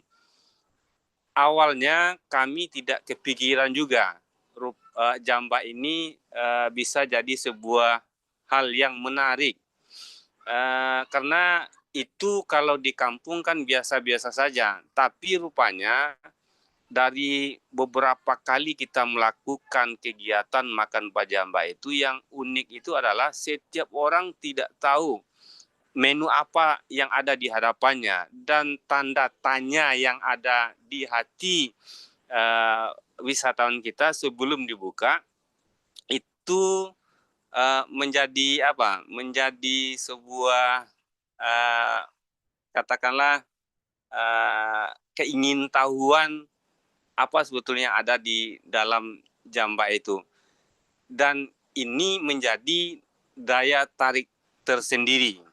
Dan setiap yang membeli paket pariwisata kita, rata-rata mereka minta dilayani dengan makan bajamba. Kami di Amping Para punya beberapa homestay, dan itu ya rata-rata dihuni oleh kawan-kawan yang bermalam, yang melakukan kegiatan di Amping Para 2-3 hari. Kalau terakhir punya kita 8 kamar homestay.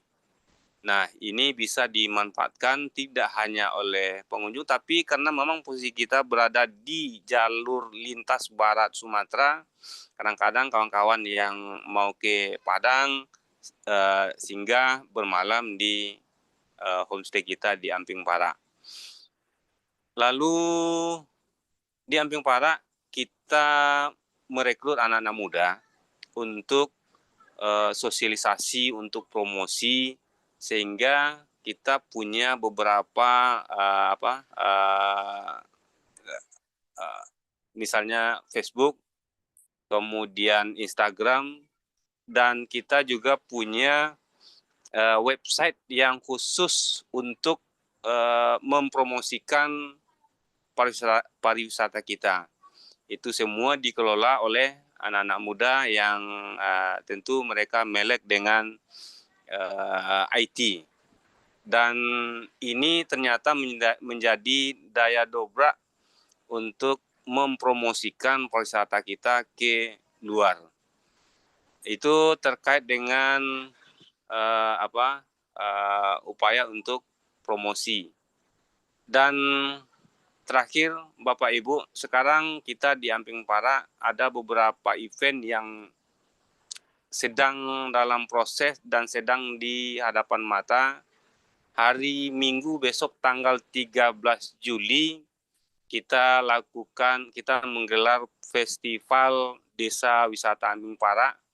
Ada beberapa perlombaan di situ, misalnya ada jalan santai, ada lomba kano, ada bermacam-macam lomba yang rencananya dibuka oleh Pak Bupati, dan ini rencana kami memang dikukuhkan atau masuk jadi kalender pariwisata nagari dan pariwisata kabupaten. Kemudian 1 minggu sesudahnya ada lagi kegiatan bersama BMKG, kita mau pertajam ekowisata berbasis pengurangan risiko bencana.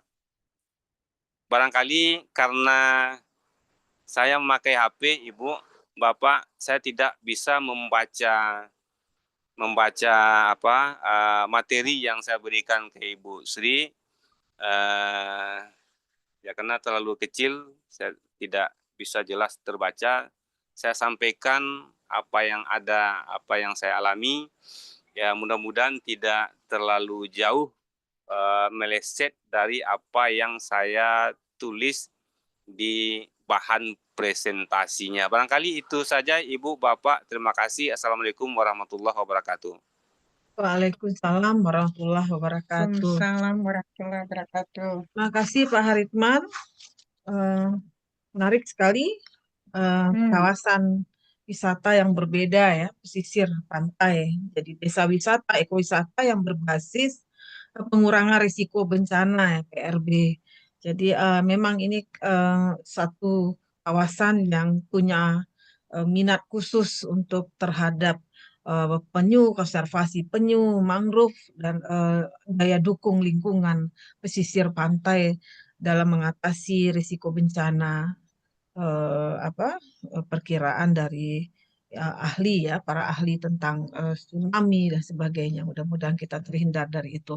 Baik, tadi kita sudah tahu bagaimana potensi wisata yang ada di Kota Padang Panjang dengan wisata budaya religinya, kemudian Nagari Amping Parak dengan potensi wisata ekowisatanya yang berbasis pengurangan risiko bencana, pemanfaatan ekologi alam yang menjadi daya dukung wisata.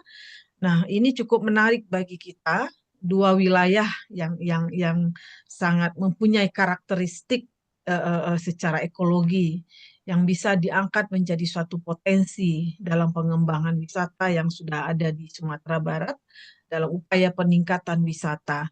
Baik, sebelum kita beri kepada audien penanya, kita sampaikan juga bahwa dari radio, dari para pendengar, kita dapat informasi sudah pesertanya 275.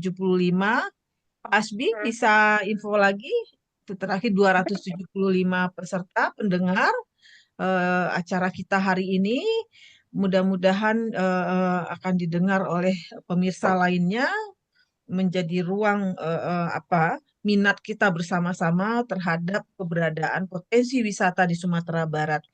Baik, mande-mande para pemirsa sekalian, termasuk bapak-bapak dan narasumber, sebelum kita memberi kesempatan kepada penanya, baik kita coba untuk share screen sekilas video kunjungan kami Mandi Minang Mancanegara ke beberapa wilayah Pulang Basamo. Mungkin bisa dibantu Mandi Tati? Siap, insya Allah. Silakan Mandi Amba Tati. coba. Amba Apa dulu coba. ya Pak Kadis ya, Pak Haritman, Bapak-Bapak semua.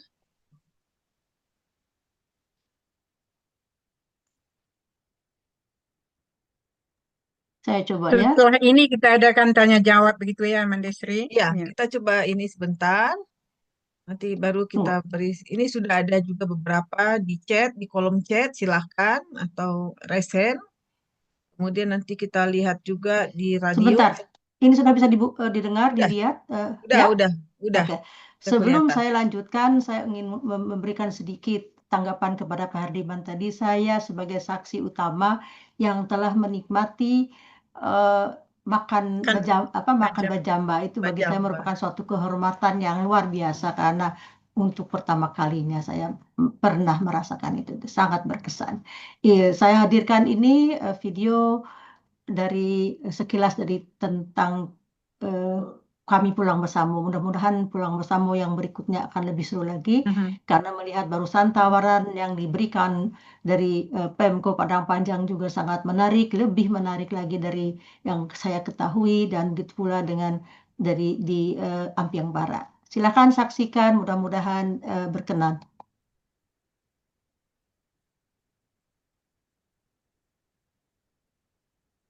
Suaranya nggak dengar ya? Tidak, sorry, tidak kedengaran? Suaranya nggak ada. Suaranya enggak. Oh, tunggu. Saya ulang lagi kalau begitu. Bisa Maaf, kita maaf. komentari juga. Oh, ya, gak usah pakai suara? Bisa kita komentari juga kalau suaranya Oh nggak ya, bisa. boleh. Ya, Ya, durasi kita silakan juga Mandesri nanti yang komentar karena lebih tahu. Oh, kita nggak ada ini ya, nggak kelihatan agak kecil. Kita lihat. Oh, Oke, ibu-ibu, bapak-bapak semua, ini adalah kunjungan kami ke Pantai Padang, puncak Gunung Padang, dengan Bentar ini di Gunung Bukit Gado-Gado. ada Bukit Gado-Gado ya, Sri. Gado-Gado, oke. Coba lanjut mendekati atau saya stop coba ya, sebentar. tunggu. Kalau gitu saya Kenapa nggak ulang ada lagi suara? Dulu, aja. stop dulu, enggak. Ya, stop dulu ya. Saya Nggak coba usah disampaikan karena kita ada penanya juga nih Mandi Pen. Supaya ada Oke, ruang iya, waktu langsung aja. bertanya. Oh, langsung aja ya. Sekilas Ya. aja, langsung aja, nggak apa-apa. Oke. Tuh, demo ular. Ini di Bukit Gado-Gado. Ini acara kegiatan kita, webinar di seminar di FISIP, mengangkat dengan pakaian tradisional, pakaian pengantin Minangkabau, kerjasama dengan Fakultas Ilmu Sosial dan Politik di FISIP Universitas Andalas. Kemudian kunjungan kita ke 3 kota, kita berkunjung ke Padang Panjang, kemudian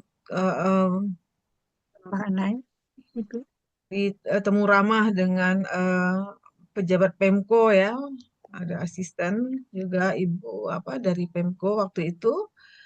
Kita dijamu di rumah makan Pak Datua, kemudian kita singgah ke Pusat Dokumentasi Kebudayaan Minangkabau PDKM dan mencoba untuk memakai pakaian adat, ternyata luar biasa. Ternyata orang menganggap pakaian adat itu cuma ada di Istana Pagaruyung. Ternyata di PDKM ada. Nah, itu yang menarik bagi kami. Kami menggunakan pakaian di sana, menyewa di sana juga. Kemudian singgah ke Tanah Datar, Istana Silindong Bulat. Ini Istana Silindong Bulan. Kemudian juga kita juga berkunjung ke Balai Pelestarian Kebudayaan BPK Wilayah 3, masih di daerah Batu Sangkar.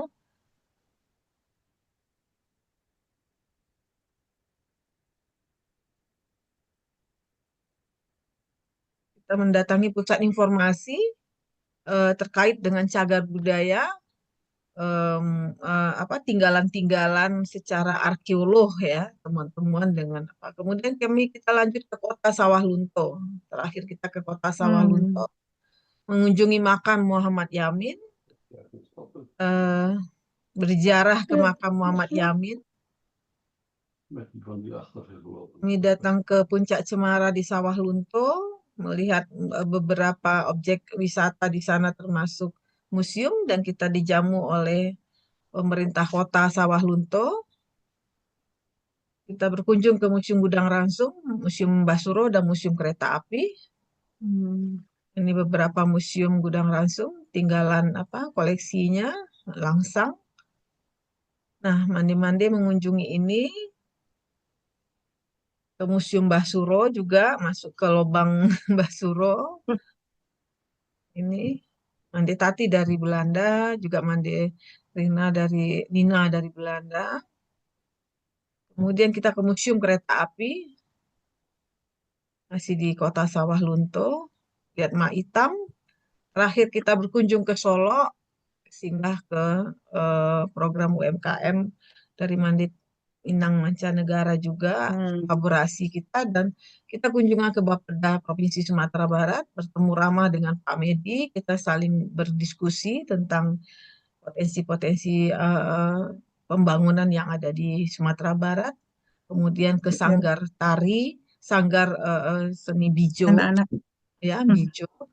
Adalah salah satu dari binaan dari Mandi Minang Mancanegara, Mandeir, Jawahir. Kemudian kita berkunjung ke Ampiang Para. Nah, tadi disampaikan Mandi Tati, kami sempat dijamu di sana, makan bajamba. Mungkin ini pengalaman pertama bagi Mandi Tati, mandi-mandi yang belum pernah mencoba makan bajamba, dan di lokasi yang disampaikan oleh Pak Hadiman yang luar biasa, pengelolaan memadukan kondisi ekologi alam dengan mengatasi bencana menjadi. Oke, baik. Ini sekilas Bapak Ibu, mande-mande pemirsa sekalian, video singkat kita waktu kunjungan Pulang Basamo. Insya Allah Mandi Minang Mancanegara akan melakukan Pulang Basamo lagi tahun 2026. Baik, ini sudah ada penanya. Kita coba dulu yang ada di kolom chat dulu ya. Nanti kita lihat juga di radio. Baik, ada pertanyaan pertama ditujukan. Assalamualaikum Ibu Moderator, izin bertanya kepada Pak Haritman. Pak Haritman masih tergabung? Masih Bapak? Oke, ada, saya lihat ya. Gaya komunikasi apa yang digunakan oleh Pak Haritman dalam pengembangan ekowisata? Jadi bagaimana cara berkomunikasi ya untuk dalam pengembangan wisata. Kemudian bagaimana upaya Pok Darwis dalam menguatkan kelembagaan? Apakah ada Pok Darwis menyiapkan regenerasi agar pembangunan berkelanjutan? Ini dari pertanyaan dari pegiat wisata Sumbar. Nah, ini selalu kalau setiap kita ke lapangan kita temukan ada beberapa Pok Darwis yang aktif, ada beberapa Pok Darwis yang tidak aktif. Nah, ini juga menarik. Ini bagaimana cara-caranya Pak Haritman untuk dalam pengembangan ekowisata dengan menggunakan gaya komunikasi seperti apa yang digunakan dalam pengembangan ekowisata ini. Itu satu pertanyaan Pak Haritman. Yang kedua, apa aja upaya yang dilakukan Pok Darwis dalam penguatan kelembagaan itu? Karena kalau dilihat kesannya Pok Darwis ini kan seperti program pemerintah ya, kesannya top down. Tapi bagaimana untuk penguatan kelembagaan, kemudian bagaimana menyiapkan regenerasinya supaya ada sustainable keberlanjutan. Silakan Pak Haritman. Halo, Pak Haritman.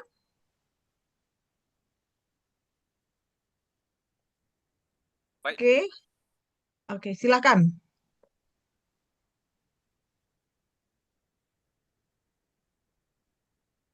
Halo Pak. Halo. Ya, Nah, Bapak dengar tadi ada di kolom chat. Saya Ya, sampai. Nah, oke, silakan kalau- dari pegiat wisata Sumbar. Ya, kalau dari kolom chatnya saya tidak bisa baca, Ibu. Ya, saya tadi sampaikan. Oke, tapi sudah saya tangkap inti pertanyaannya. Pertama, gaya komunikasi. Jadi begini, Ibu. Kita pertama tentu ya namanya berorganisasi, tentu satu tujuan, ada tujuan bersama yang ingin kita capai. Tujuan bersama itu kalau di pariwisatanya ya bagaimana lembaga desa wisata kita itu punya visi, punya misi, kemudian diimplementasikan dengan program kerja, dan ini harus harus masuk ke dalam pikiran kawan-kawan di kelembagaan. Karena memang Pak Darwis atau sebelumnya kegiatan kita, kegiatan lingkungan, maka memang pemahaman utama itu adalah ini lembaga sosial. Ini harus dipahami di dalam 100 orang mencari 1-2 yang mampu memahami visi, misi, kemudian bertahan, apalagi banyak tantangan. Kita pastikan setiap orang itu punya kapasitas berbeda, punya kemampuan berbeda, dan setiap orang perlu penanganan berbeda. Kalau yang orientasinya misalnya pendapatan, ya tentu kita pastikan mereka punya kemampuan untuk bisa misalnya memberikan materi segala macam. Artinya kemudian dengan memberikan materi di beberapa forum, kadang kan memang ada pendapatan. Nah, kemudian bagi yang punya kuatnya ke lingkungan, kita dorong, kita distribusikan mereka untuk mengikuti kegiatan-kegiatan lingkungan. Jadi di Amping Para itu memang saya dan kawan-kawan punya istilahnya punya banyak baju. Di suatu waktu kita bisa jadi Pak Darwis, di suatu ketika bisa jadi pengawas, maksudnya kelompok masyarakat pengawas yang mengawasi sumber daya kelautan dan perikanan. Kemudian nanti ke konservasinya kita adalah kelompok atau mitra konservasi resmi pemerintah. Dengan banyak baju dalam tanda kutip yang saya katakan tadi, itu memungkinkan kita bisa beraktivitas hampir setiap hari.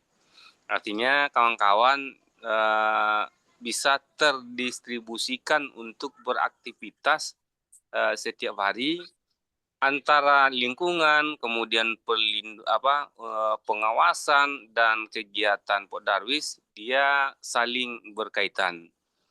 Dan memang setiap persoalan perlu dibicarakan dengan baik, dan itu gunanya kita mengatur misalnya ada pertemuan bulanan, pertemuan harian.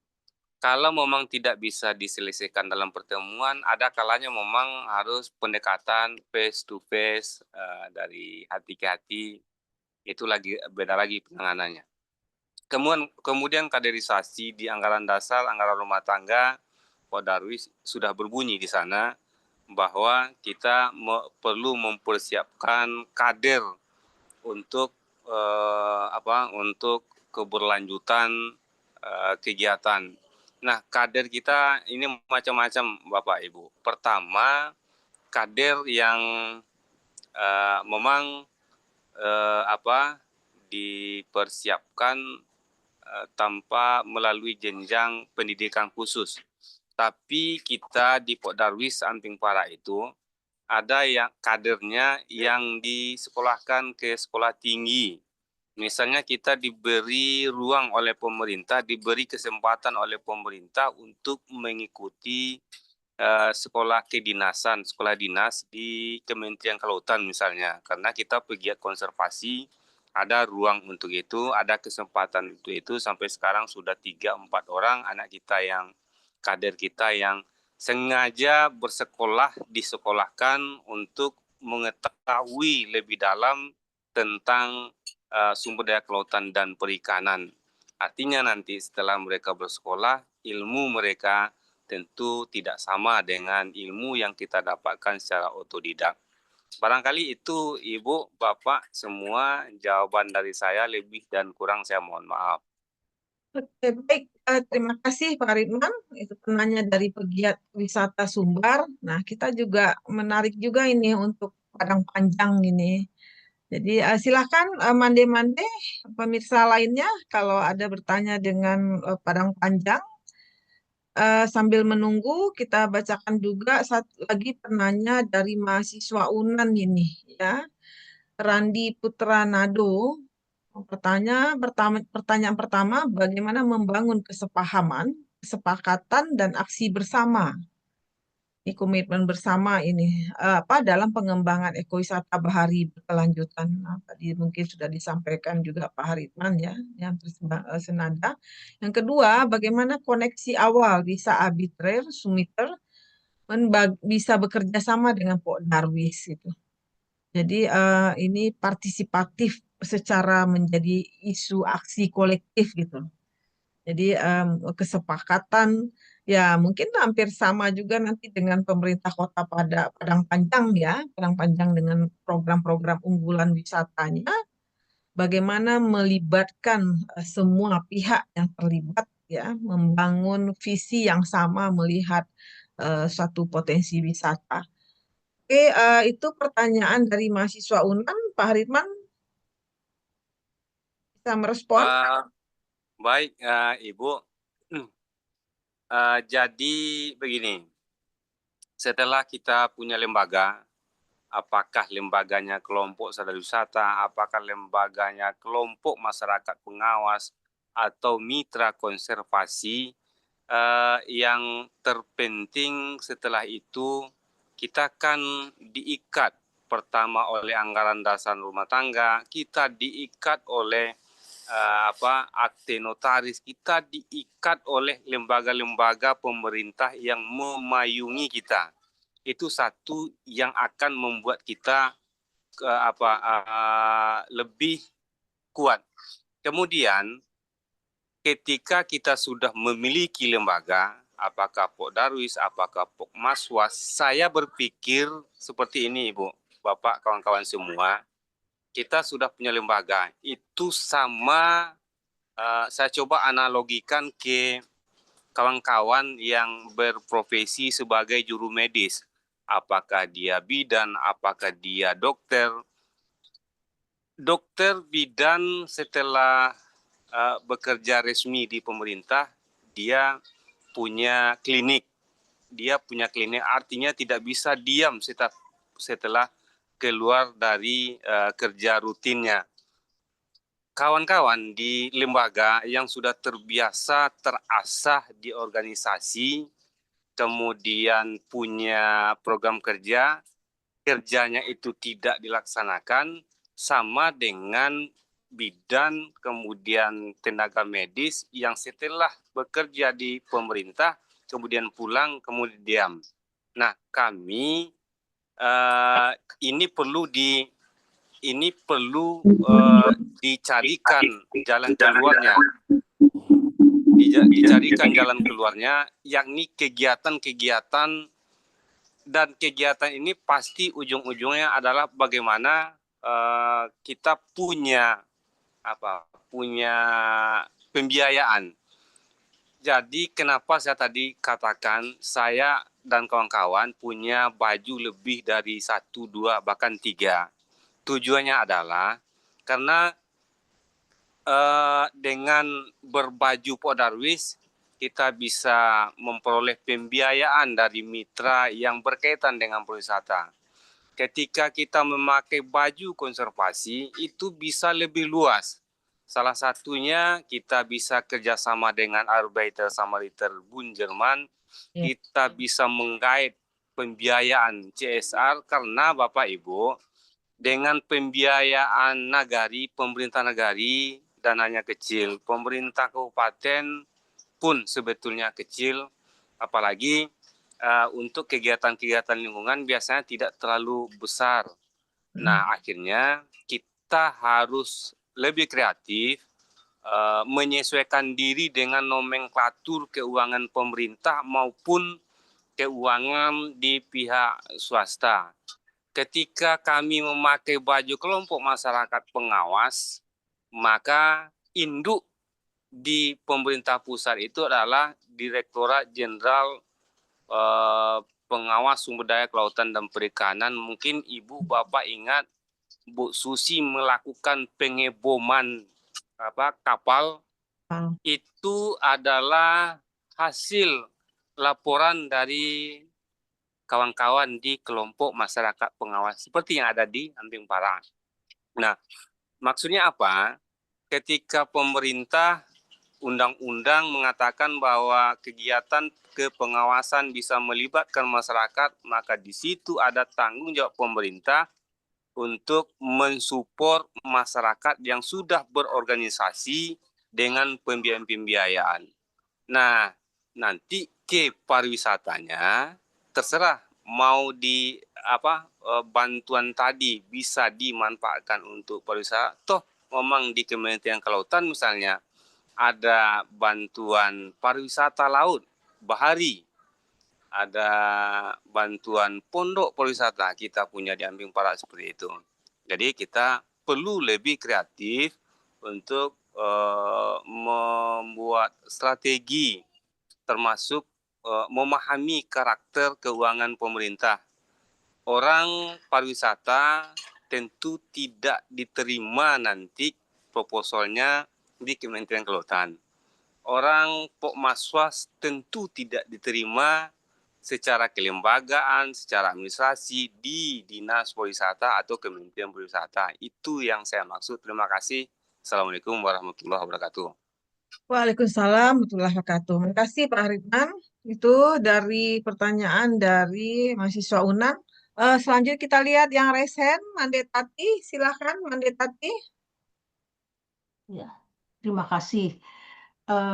Setelah tadi uraian dari kedua narasumber kita, saya sangat bergembira sekali karena rasa ingin untuk pulang kampung itu semakin besar, ya, karena sangat menarik sekali apa yang tadi dibicarakan. Saya hanya ingin menitip satu pesan saja. Apabila memang Sumatera Barat ingin memajukan pariwisata, saya ingin titip saja satu saja yang mungkin saya sering sebutkan. Tolong sanitasi di restoran, di rumah makan, di mana-mana di tempat umum itu dijaga sekali. Karena itu akan mengganggu kenyamanan kami para turis untuk datang. Karena ya saya mungkin maaf ya tidak bisa disamakan standar dengan Eropa, tetapi layaknya itulah bisa sedikit meringankan kecemasan saya, karena selama ini itu yang membuat saya cemas di Sumatera dan di Indonesia pada umumnya. Mohon maaf apabila tidak berkenan, tetapi perlu saya sampaikan, mumpung para bapak-bapak yang hadir di sini juga merupakan suatu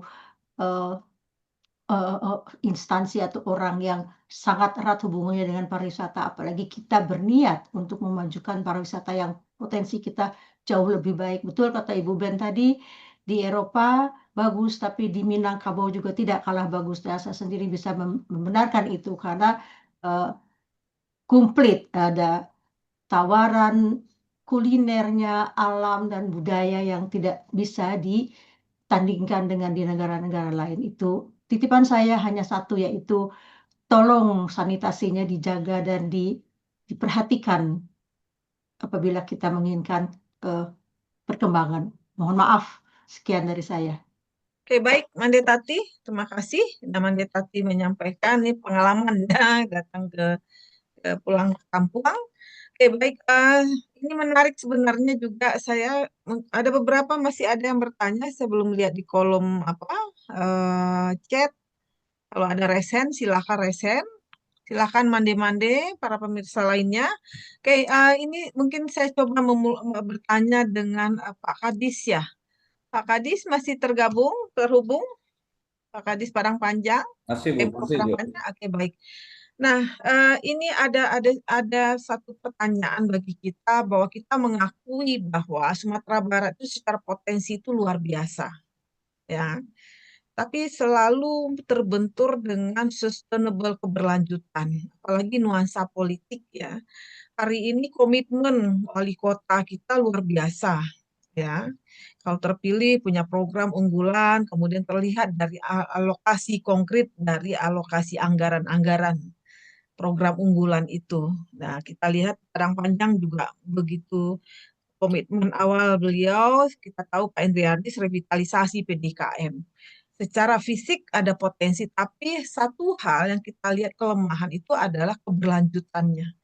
Yang kedua, masyarakat masih menganggap bahwa pengembangan wisata itu tanggung jawab pemerintah saja gitu. Itu masih ada. Ya, kalau nggak ada lagi Pak Andrianus, berarti wisatanya nanti akan stop lagi gitu ya. Sudah dilakukan sebelumnya, kemudian nggak akan berlanjut, tidak akan sustainable gitu. Artinya pelibatan partisipatif masyarakat merasa memiliki manfaat pariwisata itu belum sampai kepada titik itu.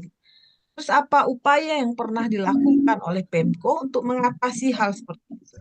Kita tahu Padang Panjang itu kan luar biasa, orang hanya menjadi transit saja kesannya Padang Panjang. Bagaimana orang bisa singgah, berhenti, dan menginap di Padang Panjang. Kemudian dengan potensi ada MIFAN-nya, ada PDKM-nya. Potensi itu ada tapi tidak berhenti gitu loh. Tidak ada aktivitas yang akhirnya menjadikan daya tarik wisatawan untuk datang ke sana. Mungkin bisa ini salah satu yang menggelitik hati saya sebenarnya. Mohon maaf juga sebagai moderator, apa saja yang dilakukan oleh Pemko untuk mengatasi hal seperti itu? Silakan Pak. Terima kasih Bu. Mungkin kami mencoba untuk menjawab pertanyaan Ibu. Memang mengembangkan sebuah pariwisata itu bukan sesuatu yang mudah ya. Kita harus meyakinkan banyak pihak bagaimana wisata itu bisa berkembang sebagaimana mestinya. Seperti contoh disampaikan Ibu Tati sebelumnya bahwa sampai hal-hal sekecilnya masalah sanitasi itu pun harus jadi perhatian bagi kita. Bagaimanapun berwisata itu adalah bagaimana membuat orang itu bahagia untuk datang. Tentu kita harus menawarkan sebuah kenyamanan, bukan hanya masalah tempat wisatanya, tapi termasuk dukungan sarana dan prasarana yang ada ya. Dan sekaitan dengan pertanyaan Ibu, bagaimana masyarakat itu menjamin masalah keberlanjutan ini, memang ya, yang terjadinya pertukaran. Saya rasa ini bukan di berbagai macam daerah ini kita jumpai ya. Terjadinya perubahan kepemimpinan, itu terjadi perubahan point of view daripada program daripada pembangunan pemerintahan berikutnya. Dan ini memang jadi tugas kami juga dari OPD untuk meyakinkan bahwa bagaimana program-program ini tetap berkelanjutan walaupun terjadi perubahan kepemimpinan. Sedangkan sekaitan dengan keterlibatan masyarakat ya,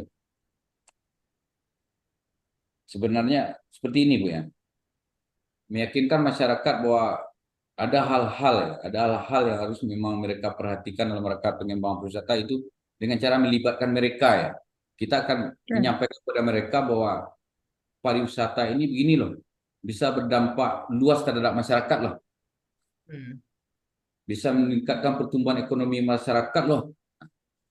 Berarti kita harus melibatkan mereka dalam setiap kegiatan. Dengan adanya keramaian kita bisa meyakinkan bahwa setiap kegiatan pariwisata yang kita adakan itu memberikan dampak mereka dalam berusaha. Dan begitu juga dengan pelaku-pelaku yang lainnya. Dalam melakukan kegiatan pariwisata kita melibatkan seperti pelaku seni, pelaku UMKM.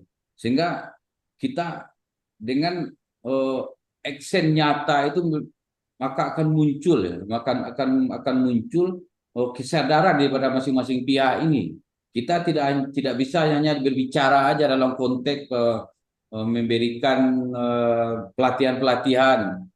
Itu tidak akan tinggal, Bu. Pasti masyarakat itu butuh sesuatu yang tinggal di memorinya ya.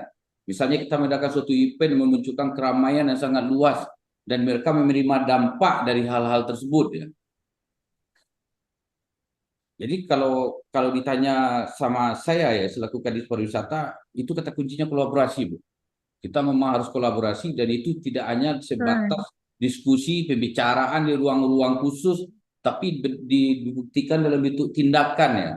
Bagaimana kita membinanya dari segi teori, bagaimana juga kita melibatkan mereka dalam setiap aktivitas kegiatan yang dilaksanakan oleh pemerintah, sehingga bisa kita sama-sama mendukung dalam rangka kemajuan pariwisata tersebut. Seperti disampaikan sama Pak Ridman, kami bisa menangkap seperti kita bagaimana cara kita mengelola sebuah daerah desa wisata. Ini adalah contohnya ya, Bu ya. Untuk skala Padang Panjang mau tidak mau harus kita akui ya, mau secara Sumatera Barat, secara Indonesia lah mau tidak mau kita akui mungkin tidak banyak ya desa wisata itu udah pada tahap skala industri ya. Di sanalah pemerintah itu memang harus hadir dengan program-programnya.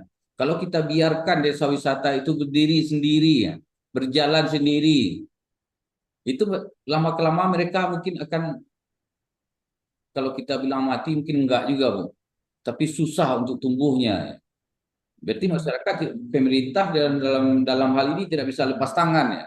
Kita mungkin akan membantu, kita mungkin tidak akan membantu ini loh kayak kami bantu biaya, bukan seperti itu ya. Dalam setiap program-program yang ada di pemerintahan, kita akan melibatkan mereka ya. Contohnya kami mengadakan sebuah event ya. Kami akan pindah-pindahkan event itu dari desa wisata satu ke desa wisata yang lain ya. Dan seperti itulah bentuk kami mendukung mereka, memberikan mereka bantuan dalam bentuk stimulan, dalam bentuk kegiatan-kegiatan yang ada. Karena kita di Padang Panjang juga punya desa wisata mungkin udah terkenal juga lah secara nasional seperti Kubu Gadang ya. Kami mungkin dari awal kami mendukung mungkin dalam bentuk bantuan sarana prasarana, mungkin bisa itu dalam bentuk hibah, bisa itu dalam bentuk pinjam pakai. Tapi kami juga bisa mendukung mereka dalam bentuk mengadakan kegiatan di tempat mereka ya. Kalau enggak, desa wisata itu akan mati dengan sendirinya ya. Mungkin seperti itu Bu jawaban kami, Bu. Oke, baik, terima kasih Pak Kadis. Artinya ada kolaborasi yang diharapkan dengan berbagai stakeholder ya. Pak Ridman juga bilang bisa jadi dia pakai status ya dengan peran yang banyak sebenarnya yang diharapkan. Oke, baik Mande silahkan ada yang mau bertanya. Yang menarik sebenarnya kita ambil dua narasumber, yang satu dari secara kepemerintahan, yang satu sebagai stakeholder. Pak Haritmannya. Silakan. Ada yang bertanya? Oke. Mande Ben? Ternyata sepertinya ada yang kita lihat itu, tapi ada actionnya di belakang, seperti yang dipaparkan oleh Bapak Pemko tadi ya. Tapi bagaimana ya? Ini mungkin suatu dasar juga proyek-proyek yang tidak berkelanjutan itu, right? Ini banyak juga terjadi di pesisir selatan itu yang saya ketahui gitu. Tapi mungkin bagaimana usahanya ya supaya proyek yang di bawah suatu pimpinan akan berlanjut dengan pimpinan yang lain. Kalau pimpinan pertama ini sudah selesai, barangkali di situ juga sangat penting poinnya, Bapak gitu. Ini saya tidak melihat di banyak kabupaten selalu. Jadi sepertinya itu proyek yang oleh bupati yang lewat terbengkalai. Jadi semuanya itu dananya itu bagaimana? Seperti yang terbuang. Ini bukannya soal kecil, tapi ini sepertinya bagaimana cara kita gitu. Mungkin bukan cara kami gitu ya, pemerintah gitu. Supaya ini berkelanjutan. banyak sekali itu saya lihat. Rumah sakit di pesisir selatan di puncak bukit. Bagaimana rumah sakit akan di puncak bukit kalau tak dasar sarana awalnya tidak ada air dan jalan. Di puncak ini ada lagi begini ini. Kemudian setelah bupati-bupati itu selesai, itu terlantar. Nah, Bapak Ibu-ibu semua, ini mungkin kerja keras kita gimana ya? Tapi bagaimana jalan keluarnya ini, dan ini perlu barangkali kita ajukan kepada pemerintahan kita. Begitu aja, Mandesri. Ya, mau direspon Pak Kadis dari Mandeben? Ya, pentahelik mungkin ada istilah seperti itu. Dibuka. Oke, silahkan Pak Kadis. Terima kasih Bu ya. Mungkin seperti sudah kami sampaikan ya. Pemerintah daerah, pemerintah itu daerah boleh berganti secara periode, masa ke masa, 5 tahun per 5 tahun. Tapi dasar kita untuk bertindak itu bukan hanya pekerjaan selama 5 tahun. Ada dokumen-dokumen perencanaan lain ya, yang sifatnya lebih panjang, mungkin RPJP, RPJM ya. Disitulah sebenarnya dituntut ya. Kalau kita masing-masing OPD ya, masing-masing OPD dengan tupoksinya masing-masing, bagaimana itu dia merencanakan sesuatu itu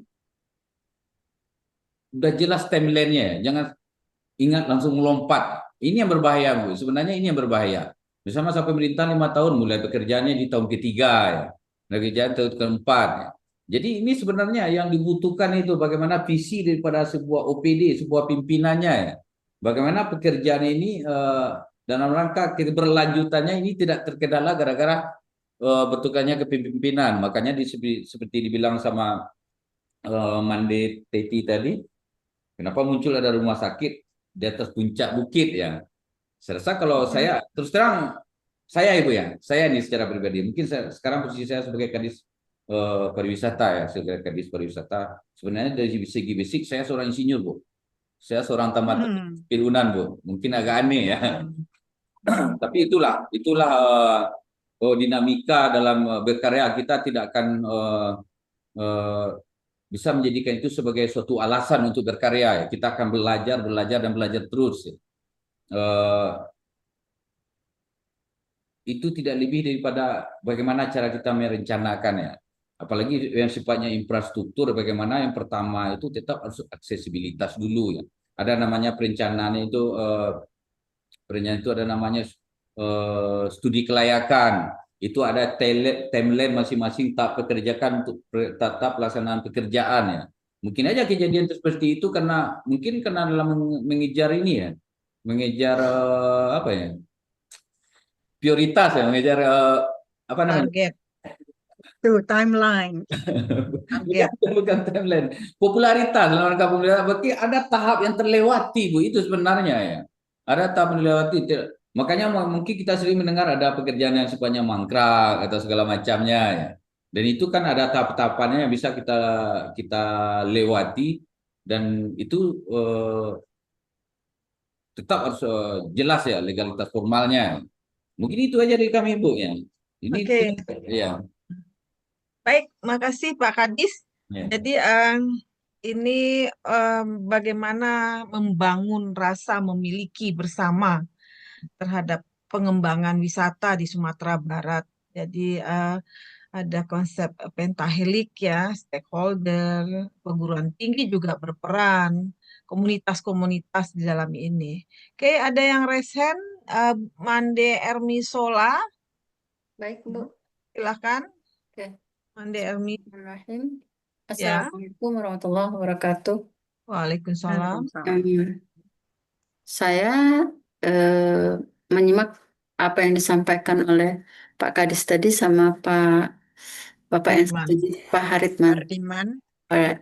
Ya, termasuk apa yang disampaikan oleh Bundo Tati tentang sanitasi.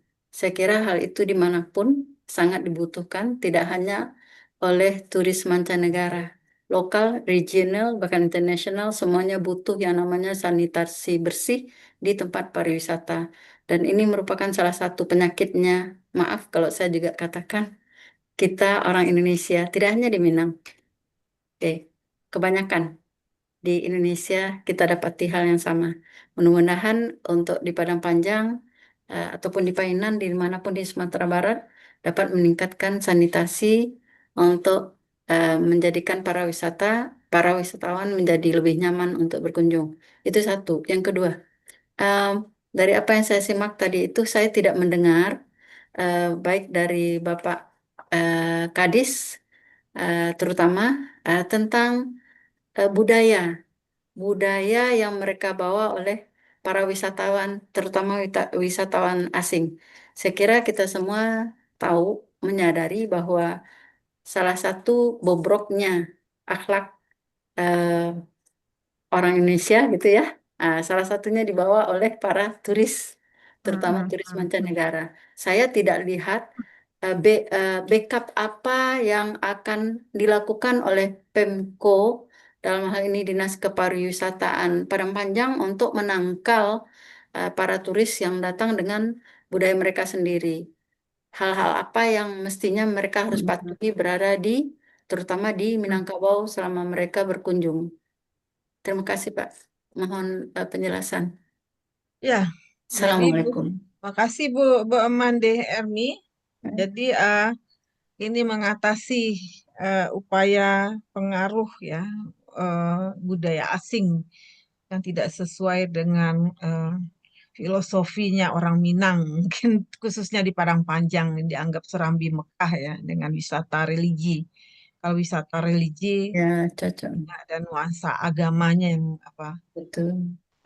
Silakan Pak Kadis, bisa direspon. Terima kasih Ibu ya. Memang kalau udah bicara masalah pariwisata dan masalah budaya yang sangat berbeda mungkin ya antara orang asing dengan kita Sumatera Barat secara khusus ya. Ya mungkin di mana saja saya rasa Sumatera Barat di luar beberapa kabupaten kota lah itu sangat kental dengan nuansa Islaminya ya Bu ya. Nuansa Islaminya. Saya rasa ini jangan dianggap sebagai sebuah kekurangan kita ya. Jangan dianggap kita tidak bisa menerima pariwisata. Jangan sampai kita dianggap sebagai intoleran, bukan seperti itu ya. Berarti mengembangkan sebuah pariwisata itu tidak berarti kita harus mengorbankan ya. Bukan berarti kita harus mengorbankan sesuatu yang sudah menjadi adat dan budaya kita. Ya. Dan kita akan punya SOP juga di tempat-tempat pariwisata, Bu. Kita akan punya tenaga-tenaga ya akan menyampaikan kepada turis seperti ini loh daerah yang dikunjunginya ya. Dan itu tidak lebih kepada cara kita menyampaikan. Saya rasa wisatawan asing pun saya sering juga melihat ya. Saya sering juga melihat ada kunjungan wisatawan mungkin dari luar, mungkin dari Singapura atau dari Eropa mungkin yang berkunjung ke kawasan kami ke PDKM ya. Itu sangat sering dikunjungi oleh wisatawan mancanegara. Hal-hal tersebut tetap harus kita sampaikan, Bu. Hal-hal tersebut tetap harus kita sampaikan tanpa menimbulkan ketersinggungan daripada mereka. Itulah tugas daripada pemandu wisata kita ya. Dan mereka pun, kami sangat yakin mereka pun pasti menganggap ini sebuah keunikan juga ya. Sama aja kayak kita pergi ke daerah lain ya, sesuatu yang menurut kita aneh mungkin justru di sana lah letak keunikannya. Kami yakin juga wisatawan di mancanegara itu kalau biasanya mereka mungkin dengan pakaiannya yang seperti ini, mungkin ini juga yang mereka jual waktu mereka kembali ke daerah mereka masing-masing. Saya sendiri juga kan melihat wisatawan itu datang, kita kasih selendang ya Bu ya. Kasih selendang, pakaian apa namanya?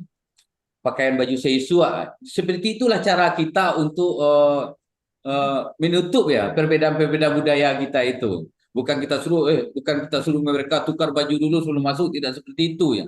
Kita menyewakan pakaian adat, mungkin pakaian dengan cara seperti itulah kita untuk menutup perbedaan budaya kita dengan budaya asing nih. Kita punya baju-baju apa nih, baju-baju kurung yang kita sewakan. Nah, di satu sisi ini program kita jalan, di satu sisi kita bisa menutup gap ya, perbedaan antara budaya kita dengan budaya mereka.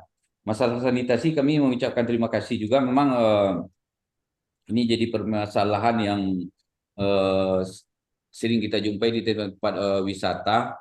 Tapi sebenarnya pemerintah tidak berhenti juga, Bu. Makanya sekarang di pemerintah itu kan ada nama di kementerian terkait lah. Itu ada namanya program CISE ya, CISE, dan kami pun tetap berjuang secara terus-menerus meyakinkan para stakeholder kita mulai dari rumah makan, tempat wisata, bagaimana mereka memenuhi standar-standar kelayakan dalam rangka berwisata ya. Seperti kami ada namanya nama pembinaan homestay sama dengan Pok Darwis, itu kami panggil secara rutin, adakan pertemuan, kami cek rumah-rumah makan di Padang Panjang ini, selalu kita awasi, Bu, dan kita sampaikan secara baik. Makanya beberapa rumah makan di Padang Panjang yang menjadi tujuan juga tempat-tempat wisata yang menjadi tujuan daripada para wisatawan di Padang Panjang itu rata-rata sudah mempunyai sertifikat CISE itu, Bu. Mereka sudah memenuhi standar daripada kebersihan, cleaning, healthy, kesehatannya. Karena bicara wisata halal itu bukan hanya bicara masalah halal dan haram, itu juga sampai kepada permasalahan bagaimana kita memproses ya, bagaimana kita menjaga kebersihan tempat. Karena bicara halal itu, kebersihan itu juga dibahas dalam agama kita ya. Dan itu dibuktikan dalam bentuk kompetensinya, mereka sudah banyak memiliki sertifikat halal itu, Bu. Mungkin itu jawaban dari kami, Bu. Baik, terima kasih. Mandesri, Ya. Mandesri, kalau bisa mendampingi jawaban Bapak Pemko tadi. Sebenarnya Pak ya, itu bagus sekali apa yang Bapak paparkan, itu benar adanya.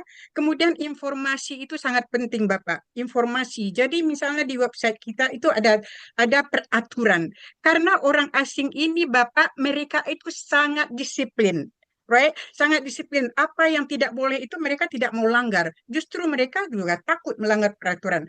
Jadi kita yang punya pariwisata daerah ini harus mempunyai informasi. Tapi jangan juga orang para wisatawan diharuskan begitu, kita sendiri beda tindakannya.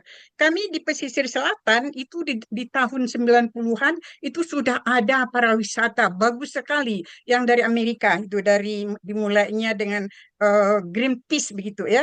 Bagus sekali segala-segalanya itu. Tetapi begitulah kita Minangkabau ini. Untuk maju itu ada yang berlawanan. Ya, kadang-kadang membuat kemajuan itu harus menobrak adat dan budaya. Jadi waktu sedikit saja. Waktu para wisata itu bagus sekali, sudah ke Painan gitu ya.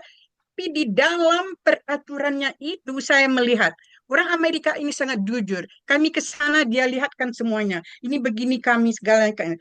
Di sana terlihat poin-poin oleh saya tidak boleh membicarakan agama di umum. Nah itu. Tapi saya melihat juga gejala misioneri sudah mulai waktu itu di daerah Painan itu, pesisir selatan. Jadi memang waktu itu saya dengan Pak Bupati Rizal Basir dan mama-mama gitu melihat agama ini justru di belakang-belakang itu justru jalannya ini, lebih positif gitu, working behind the curtain rather than di public begitu ya. Jadi pertama ini poin saya itu pertama disiplin begitu Bapak ya.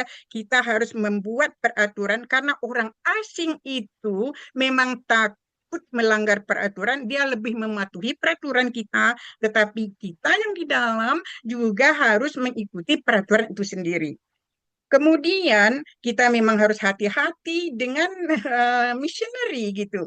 Jadi akhirnya yang para wisata di Painan di pesisir selatan itu rundingan Nini Mama begitu-begitu karena dia berbau missionary sampai dia itu diusir bukan hanya dari pesisir selatan saja tapi dari Indonesia. itu orangnya orang Greenpeace begitu. Jadi poin saya itu Bapak ya, informasi. Misalnya di tempat wisata itu ada informasi di website kita. Kemudian memang kita adakan peraturan. Tidak boleh berbikini, tidak boleh begini. Yang kitanya juga harus mematuhi yang begitu. Jadi kerjasama yang begitu. Dan mereka sangat, orang asing itu sangat mengikuti peraturan. Begitu Pak Oke, baik. Pemko. Makasih Mandepen. Kita sepakati nih hari sudah jam 10 lewat di waktu Indonesia. Cukup malam nih kalau dilanjut memang menarik ini itu dibahas. Oke, bagaimana Mandepen, Mande semua? Masih ada yang ditanya? Kalau tidak ada lagi, kita minta closing statement ya dari Pak Kadis kemudian dari Pak Haritman terkait dengan upaya pengembangan potensi wisata kita yang di daerah kita masing-masing. Silakan Pak Kadis sebagai closing Sebentar, statement. sebentar Bu Sri, sedikit. Mungkin kalau ada pertanyaan-pertanyaan atau masukan-masukan dari audiens, mungkin bisa kontak kita untuk dilanjutkan. Begitu juga dengan Bapak Padang Panjang dan Ampiang Para itu. Hendaknya pertemuan kita ini, kerjasama kita ini jangan hanya sampai di sini, tetapi di belakang ini kita harapkan kita masih berkolaborasi begitu, supaya pokoknya kerjasama kami tunggukan dari Bapak-Bapak. Begitu saja Bapak, terima kasih banyak. Presentasi kita bagus sekali, alhamdulillah. Ya, berarti ini ada harapan ini Pak Kadis dan Pak Haritman keberlanjutan kerjasama ya, kolaborasi. Jadi Pemko juga pemerintah tidak akan bisa juga berjalan sendiri tanpa ada juga supporting kerjasama dengan pihak-pihak lain yang sifatnya tidak mengikat, tapi juga satu visi untuk melihat bagaimana pengembangan wisata atau apapun nanti terkait dengan potensi daerah di Kota Padang Panjang, di Nagari Ampiang Para ataupun pesisir selatan. Oke, silakan Pak Kadis. Terima kasih Bu untuk closing statement. Pertama, kami dari pemerintah Kota Padang Panjang sangat mengapresiasi sekali acara kita malam. Mungkin di sini malam, di sana saya nggak tahu nih. Di sana siang Pagi di sini Pak. Di Belanda sore. Oh, Jam sorry 5. Bu ya. Kalau kami udah menjelang menuju ke peraduan Bu. Ya silakan. Ya. Kalau Yang kami pasti kami siang. Yang pasti kami sangat mengapresiasi kegiatan ini. Ini adalah sebuah kegiatan yang sangat positif sekali bahwa memajukan sebuah pariwisata itu bukan sesuatu yang mudah, butuh kolaborasi dari berbagai pihak. Ya. Apalagi dari sisi pengembang wisata, kami sangat membutuhkan promosi. Ya. Promosi mempromosikan sesuatu, apalagi sampai keluar itu kan bukan sesuatu yang mudah juga. Jadi kami sangat berharap seperti kata pimpinan kami waktu saat melakukan pembukaan, bagaimana kerjasama ini kita ini bisa memberikan Dampak positif. kekuatan lah terhadap mengajukan pariwisata. Mungkin Padang Panjang sama pesisir secara khusus dan Sumatera Barat secara umum dan mungkin secara lebih luas lagi Indonesia. Sampaikanlah informasi yang ada Ibu jumpai yang waktu berkunjung ke sini. Kadang-kadang informasi di mulut ke mulut itu malah lebih apa Ibu ya? Lebih ampuh ya daripada kita bermedsos. Nanti bermedsos ini pun kita kan sebenarnya harus hati-hati juga. Jangan sampai nanti di medsosnya seperti ini, di saat mereka muncul ke sini, mereka kecewa dan besok tidak kembali lagi. Kalaupun ada yang kurang, sampaikan kepada kami. Kami sangat terbuka untuk saran-saran yang sifatnya membangun, saran yang sifatnya konstruktif demi kemajuan pariwisata secara umum dan secara khusus untuk Padang Panjang. Dan kami sangat berharap kami diberi informasi juga mungkin kalau ada bentuk-bentuk kerjasama dengan pelaku-pelaku wisata yang ada di luar. Mohon kami diinformasikan, mungkin karena kita jauh, kami tidak memperoleh informasi itu, mungkin kami bisa mendapat informasi dari kegiatan-kegiatan seperti ini. Mungkin itu closing statement dari kami, Bu. Oke, baik. Terima kasih. Assalamualaikum warahmatullahi wabarakatuh. Waalaikumsalam warahmatullahi wabarakatuh. Silakan Pak Haritman. Baik, Ibu, 2016 datanglah orang Australia ke Amping Parak. Kebetulan bertemu dengan seorang ibu. Dia bertanya, di mana tempat konservasi penyu Amping Parak. Pada ketika itu, ibu itu menunjuk dengan bibir, dengan mulut. Kalau di kampung, kalau di pesisir selatan namanya tunjuk baru. Apa yang jadi persoalan di Sumatera Barat secara umum, kita berhadapan dengan persoalan hospitality. Ini butuh waktu Bapak Ibu. Orang Sumatera Barat bisa seperti ramahnya orang Bali. Kita perlu belajar, kita perlu sabar terhadap dosen-dosen kita yang bekerja di sektor pariwisata. Kita menganggap kita sudah baik, sudah halus. Kita bandingkan dengan pariwisata yang sudah maju, kita jauh tertinggal soal hospitality. Butuh sokongan, butuh dorongan dari salah satunya Mandeh Minang Mancanegara. Barangkali itu Ibu, dari saya hanya melihat dari satu sisi saja dulu, soal hospitality kita masih rendah. Assalamualaikum warahmatullahi wabarakatuh. Waalaikumsalam warahmatullahi wabarakatuh. Baik, alhamdulillah wa syukurillah hari ini bincang dengan waktu yang cukup singkat sebenarnya. Mudah-mudahan ini menjadi stimulans awal pembuka kato bagi kita untuk adanya upaya kolaborasi ke depan selanjutnya Mande Minang Mancanegara, insya Allah harapan kita gayung basambui dengan pemerintah kota Padang Panjang, kemudian dengan pesisir selatan, khususnya Nagari Ampiang Parak. Harapan kita tertompang kepada kepada Allah semua yang menentukan, tapi niat baik kita semua, terutama Mande Minang Mancanegara, ingin memberikan sesuatu kontribusi kepada kampung halaman. Intinya kita bersama-sama. Baik, saya sebagai moderator mungkin poin-poin sebagai kesimpulan kita dapat kita tangkap sebenarnya. Yang pertama, perlunya menghadapi pengembangan dalam upaya pengembangan potensi wisata Sumatera Barat dengan berbagai kendala dan persoalannya memang dibutuhkan adanya kolaborasi, kerjasama dari berbagai pihak, kepentingan, kemudian juga adanya upaya promosi, peningkatan sarana prasarana, terutama sanitasi dan sebagainya. Dan itu menjadi poin juga bagaimana menciptakan wisata yang menjadi karakteristik setiap daerah, itu menjadi potensi lokal bagi daerah yang membedakan dengan daerah-daerah lainnya, itu menjadi poin penting juga. Bagaimana kemampuan daerah untuk mengangkat karakteristik lokal dari potensi lokalnya. Baik, Mande-Mande semuanya, pemirsa, pada radio juga, kami mengucapkan, saya sebagai moderator mengucapkan mohon maaf kalau ada katunan padu ndak sampainya, mohon dimaafkan. Dan tutup tertompang kepada Allah.